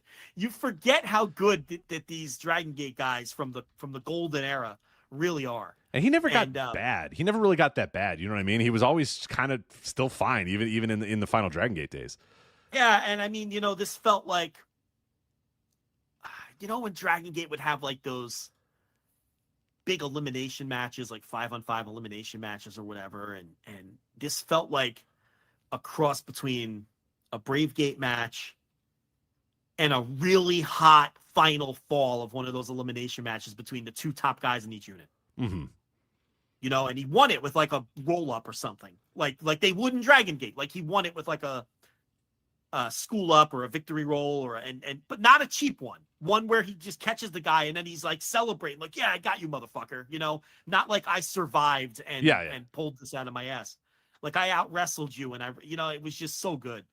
And I'm just watching this and I'm like, man, this is, it's kind of like bittersweet though, because it reminded me of the Dragon Gate that I love. Because that's what it felt like. It felt like an old school Dragon Gate match, not the corpse of whatever Dragon Gate is now. I know you like it better than I do, but I can't. Dragon Gate feels so soulless to me now, and I don't know why I don't know why they're catching strays in an All Japan review, but yeah, no, I just really loved it. And then I'll skip to the opener, which was Dan Tamura and Ryu Inoue over Saiki Yoshioka and Shotaro Oshino. Our chunky boy Dan Tamura, he scores the fall on Yoshioka, and what was cool about this is then he immediately challenged him, I believe, for the All Asia Tag Team titles, which Musashi was in the junior title match, so Yoshioka was teaming with somebody else here. But I think that's what Dan Tamura was doing on behalf of Inoue. So it might be Dan Tamura and Ryu Inoue for the All Asia titles against Yoshioka and Musashi. I think that's what he was, because he grabbed the mic and he called him out, and Yoshioka was like holding up the title belt like, you want this, motherfucker? So I assume that's what was going on.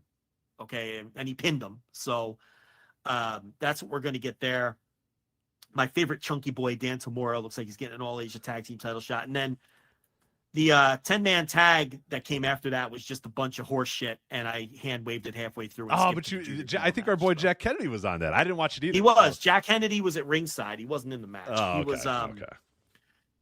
Yeah, you know, I just think of Lloyd Benson chastising Dan Quayle at that debate. Son, I knew Jack Kennedy, and you're no Jack Kennedy. You know, I can't help but think that every since we're talking about vice presidential candidates this week on the show. Lloyd Benson. Lloyd, that's a famous clip where he shits on Dan Quayle, you know, because Dan Quayle's talking about John Kennedy. He's like, son, I knew Jack Kennedy. He was a friend of mine, and you're no Jack Kennedy. Like with all this disdain in his voice. Yeah, it's so good. Jack Kennedy. So, yeah, I don't know. He was at ringside and he's taller than everybody, and maybe they like his height. I don't know what the deal is with this Jack Kennedy getting booked on all these All Japan shows, but I couldn't take it. You had fucking the guy with the jacket running around and Jiro, once Jiro's there, it's time to shut off. Yeah, go. I was like, you know what? Yeah, I watched a lot of wrestling. You watched a lot of so much wrestling. If you're a listener, please forgive me for skipping the back half of this dopey 10-man tag, which featured Azawa #1, whoever the fuck that is, and the dork with the jacket, and Jack Kennedy at ringside, and they were just hamming it up. And I was like, you know what? Why am I doing this to myself? I just want to watch the rest of the show. So I did, and that was the All Japan show from Sendai, as All Japan continues to be a fun little promotion. Yeah, I like what's going on in All Japan right now. Great to check in. Down. Yeah, and their shows are nice and easy, usually under 2 hours or just a little over 2 hours, especially if you skip any Jiro matches. So that definitely makes it a little bit easier to watch and to follow. So, all right, a few more topics to get to real quickly. I'll do this one. We'll go to America for a brief bit here. Janel Grant, developments in the lawsuit here, at least worth noting this week. On Tuesday, a judge rejected Vince McMahon's and his attorney's attempt to stop Janel Grant from obtaining medical records during their civil suit stay. So, the quote that is... Now, look, I always preface this. I'm no lawyer, but I felt like that didn't make a ton of sense from a layman's point of view because they weren't defendants in the case. So I don't know why the stay would have affected that. So at least from just a common man's perspective, I feel like the court made the right decision. Yeah. The judge is like, why? What do you have to do with this? And you know what I mean? Because it really does. She's allowed to. It really doesn't have anything to do with it. Yeah.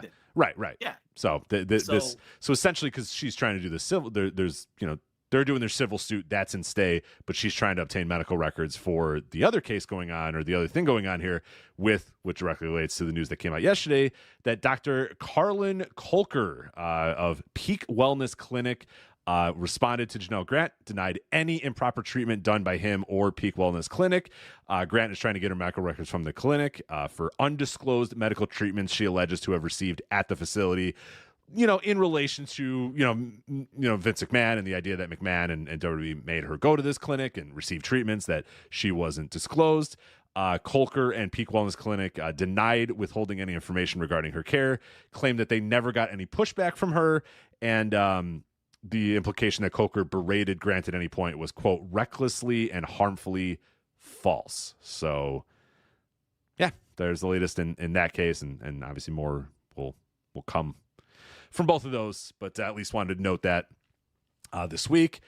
MLW, the world of MLW, of course, never stops. This weekend, MLW Never Say Never, free on MLW's YouTube page. Now, you may have heard us in past weeks tell you that whatever the last show was, I forget what it was, that MLW, that they, and I'm convinced of it, and I know it, and I remember it, and it's in my notes and all this sort of stuff, they told us that was the last time you were going to get free, you were able to watch these shows for free on YouTube, and that moving forward, you were going to have to be a member of MLW's, YouTube premium membership, whatever.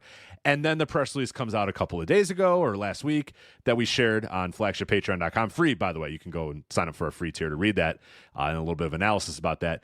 They released that MLW Never Say Never will be free on MLW's YouTube page, as well as the next special will also be free on MLW's YouTube page. So we were a little confused by that. We were like, well, shit, I know for a fact that they said that those weren't going to be free forever. So we reached out to MLW, did not hear back from any of our contacts at MLW. So just to kind of get clarity. From anyone? Didn't hear Nobody back from got anybody. back to you? Nobody got back to me. So just for some clarity, I said I want to let our audience know whether or not they should sign up for your premium account or if they're going to get these things for free on YouTube, and didn't hear back. So well, if you look, you and I looked earlier this week at what you're paying for if you pay for that premium, and it's just old shows. It's essentially an MLW archive, but a very incomplete one. I can't imagine. What does it cost? $7.99? I think so. Yeah, $7.99 or $6.99 or something, but not worth it. You're not getting anything, and the thing about it was there's probably like 20 videos on it. And like 18 of them, because they're YouTube videos, they have like the progress bar on them. I watched 18 of them already because they're just old shows that used to be free. Right. Old episodes of MLW Fusion, old specials they did, YouTube and then specials. Yeah, and then their brief MLW Underground thing that they were doing, and some of those, and even those, it's like. So just buyer beware if you pay for that.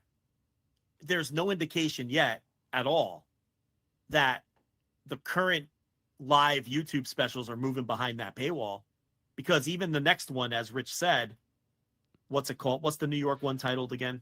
Never Say Never. Oh, the one after that is let me make sure I get the exact name. Well, yeah, the New York one and the one after that, which might be Chicago again. No, Atlanta, Fightland.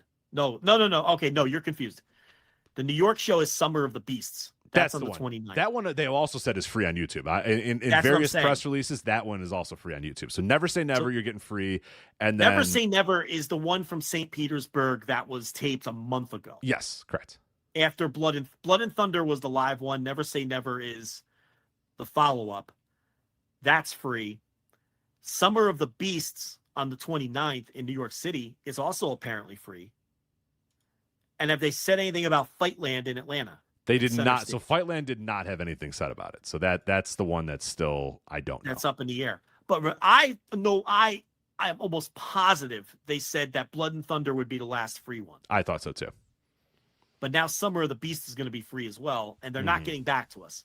So if you pay for that $7.99, you're just getting that very limited archive that has about 20 shows on it, which is, I don't know who would pay for that. But I could see someone paying for it if you're getting these shows live. Sure. That I could see someone paying for if that's the only way to watch these shows.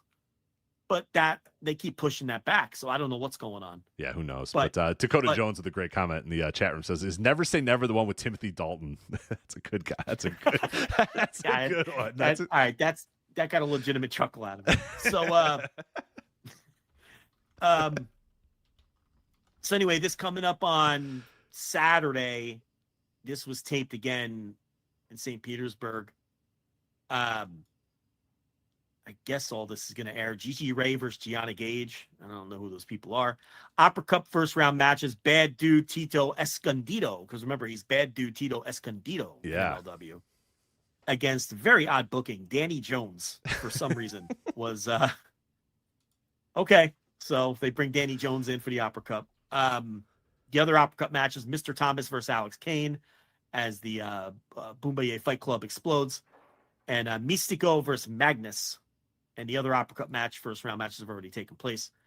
Singles action, Jake Crist versus Brett Ryan Gosselin. Brett Ryan Gosselin has become a staple of not the live YouTube shows, but the ones that they tape that they air 2 weeks later. He's on all of them. He's all over those shows. Yeah, he hasn't made it to the live shows yet. Davey Boy Smith Jr. probably in his jeans and work boots against AJ Francis, because AJ Francis is now a deathmatch master. And kind of rules. Kind of rules as a deathmatch guy, too.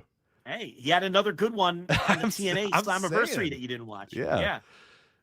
Renee Michelle versus Del Miexo. That sounds atrocious. No. And then the big main event, 6-man tag, Akira, Matt Riddle, and Satoshi Kojima against the Contra team of Mads, Cruel Krugar, Minoru Suzuki, and Akira Kwan in a 6-man tag main event. And my man Okamura is going to be there too with the. He will be there in the corner. He will be there having a big year, Okamura. Yeah, he is. He will be there. And I will be locked in as usual on the easy to watch.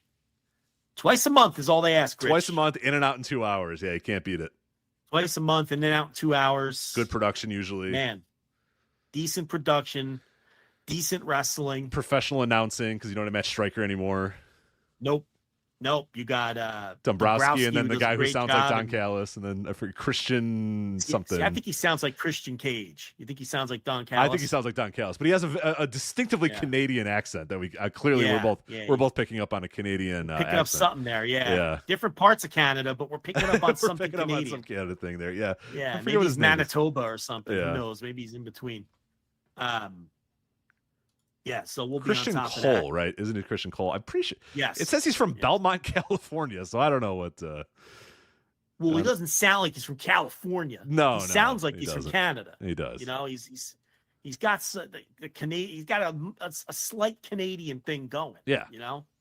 He doesn't have a California. Definitely not a Southern Cal. He doesn't have that Dave Meltzer California thing going.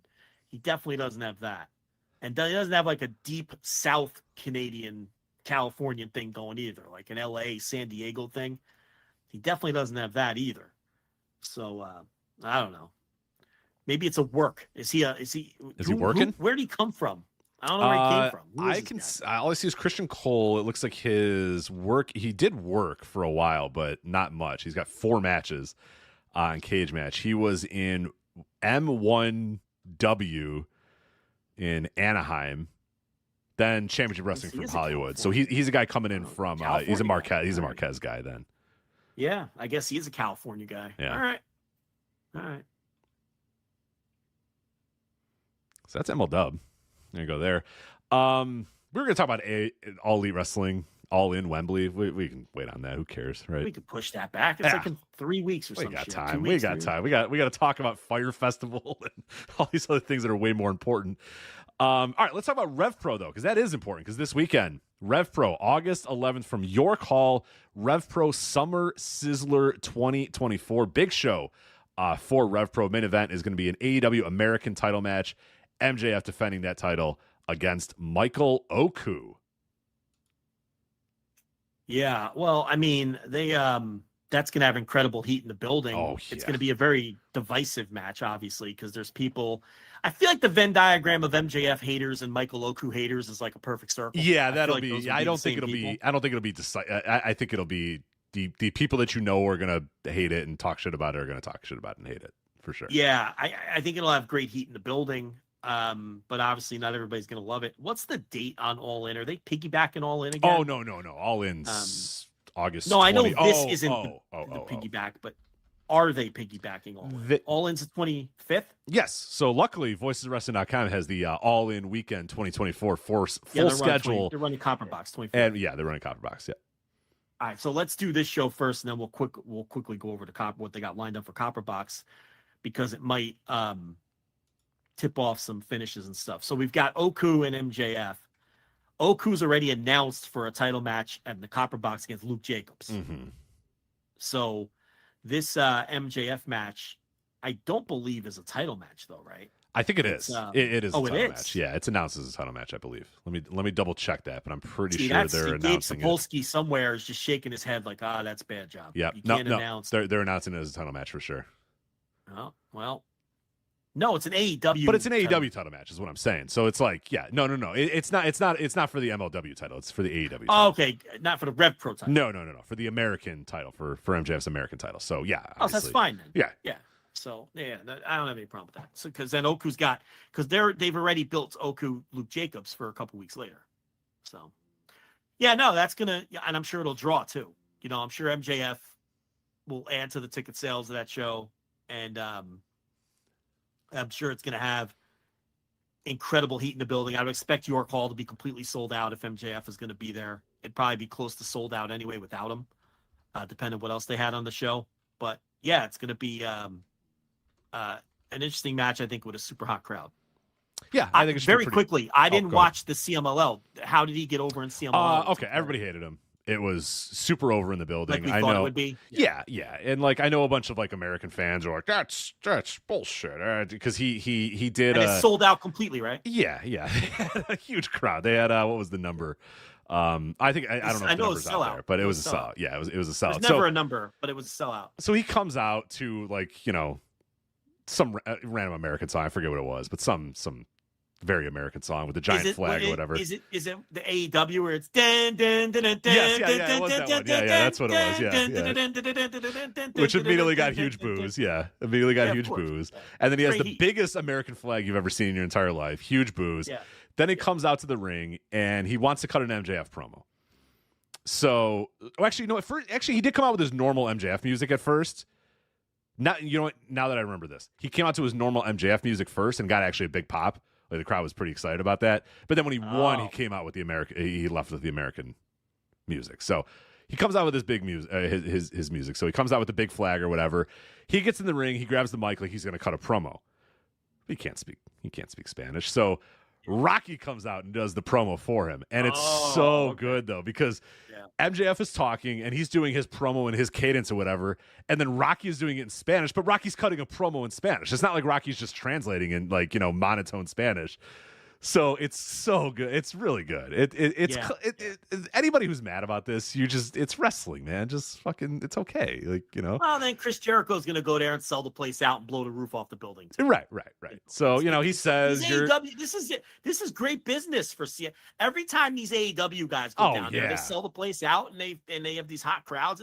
It always works. Blackpool Combat Club, Bryan Danielson, MJF, Chris Jericho. Man, I mean, this has been a very good arrangement for both sides here. Better for CMLL, to be honest. Yeah, honestly, they're getting, because like the guys they book here is just kind of like sicko shit. You know what I mean? It's just like, here we're Hechicero and these guys, but they get Mystico, but they get Mystico, but it doesn't. But they don't position Mystico the way CMLL positions the AEW guys. Right. They also don't advertise he's going to be at the shows a lot of times, which doesn't help. Which makes no sense. And selling any tickets, but so MJF comes out here, big pop at the beginning, but then he cuts a promo, and it's boilerplate, Mexico sucks, America rules. Yeah. You guys are poor, I'm rich. He walks up to Templario and goes, if you go wash my car, I'll call this match off or whatever type of thing. Yeah.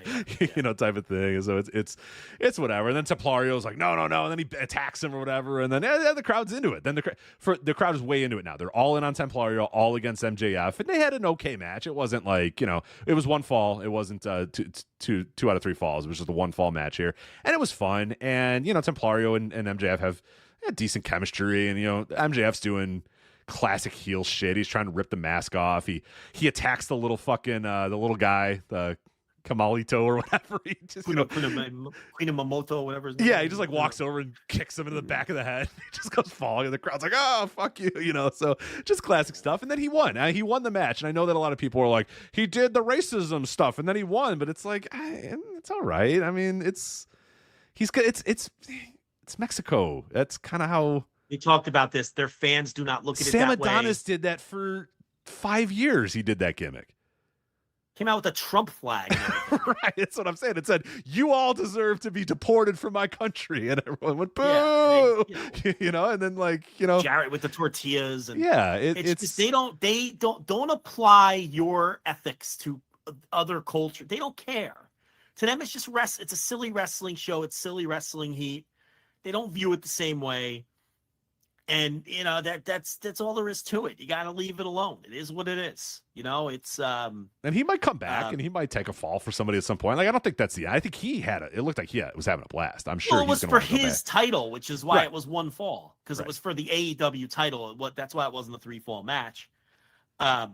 So yeah, I don't know. Look, these AEW guys do business down there, and as long as they do business down there, they're going to keep booking them. So their fans love this shit. But it's like a 4-star match. I mean, it's nothing you go out of your way to watch. But I think to see the heat and 4-star match was a great match. Yeah, yeah. Oh no, I liked it a lot. I just mean like if it's there's a lot of wrestling going on right now, so I get it if you might not want to Well, I'm definitely gonna watch it. I just haven't had time for the heat purposes and all that. It's worth it.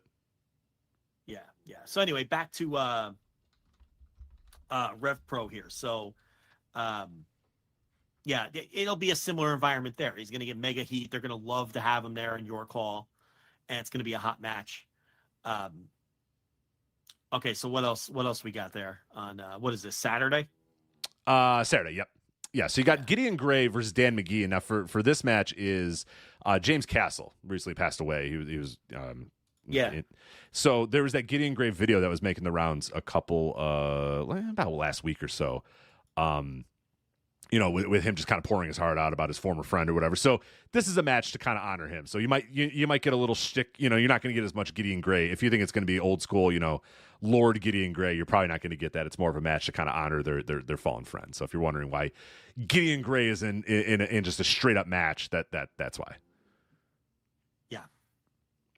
Trevor Lee versus Luke Jacobs. Yes, the Trevor Lee now doing some indie bookings and popping over the place.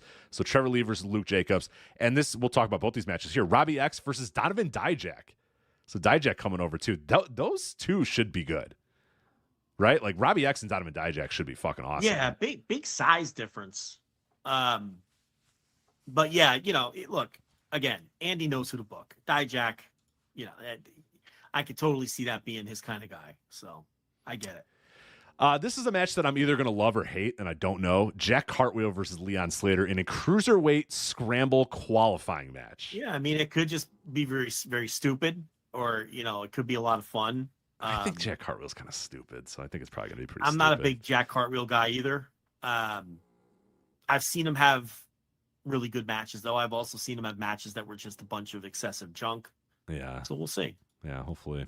Ricky Knight Jr. versus Zoza Yaya. How do you even pronounce? I forget how you pronounce it. Zoza Yaya, Zoza Ya, or whatever the fuck. I don't know. Who cares? How do you pronounce? I don't even know how to. Very disrespectful. No, wow. Who cares? It's the who cares. Who cares is probably strong. But how do you pronounce that man's name? Well, I am a pronunciation. You're an expert, so that's why I'm asking the expert. So yeah, I mean, I'm a master of all pronunciations from all cultures, cutting across the globe. Zozea. Zozea? All right, we'll go with Zozea. There you go. We'll go with Zozea. Yeah, perfect. We'll be wrong no matter what, so it doesn't matter. Rev Pro Undisputed British Women's title. Danny Luna defending against Nina Samuels. All right. Rev Pro Women's action. Yeah, I prefer if it was, Alex Windsor or something, but, can't win them all. A Rev Pro Undisputed British Tag Team title #1 contendership 4-way match. David Francisco and Golden Boy Santos versus the Greedy Souls of Brendan White and Danny Jones. Sunshine Machine, Chuck Mambo and TK Cooper versus your guys, Youngblood, Oscar Lube and Yota Nakashima. They're my guys. Yeah, okay. you like Oscar. You like Oscar, don't you? You're a big Oscar guy, I thought. Yeah, I like Oscar Lube. So the Jack Cartwheel match and Leon Slater, I believe the winner of that is in this 6-way scramble in Copper Box, with Neon defending the title against Phantasmo, Cameron Kai, Will Craven, the winner of the Leon Slater Jack Cartwheel match, and then a 6th man who has not been identified yet.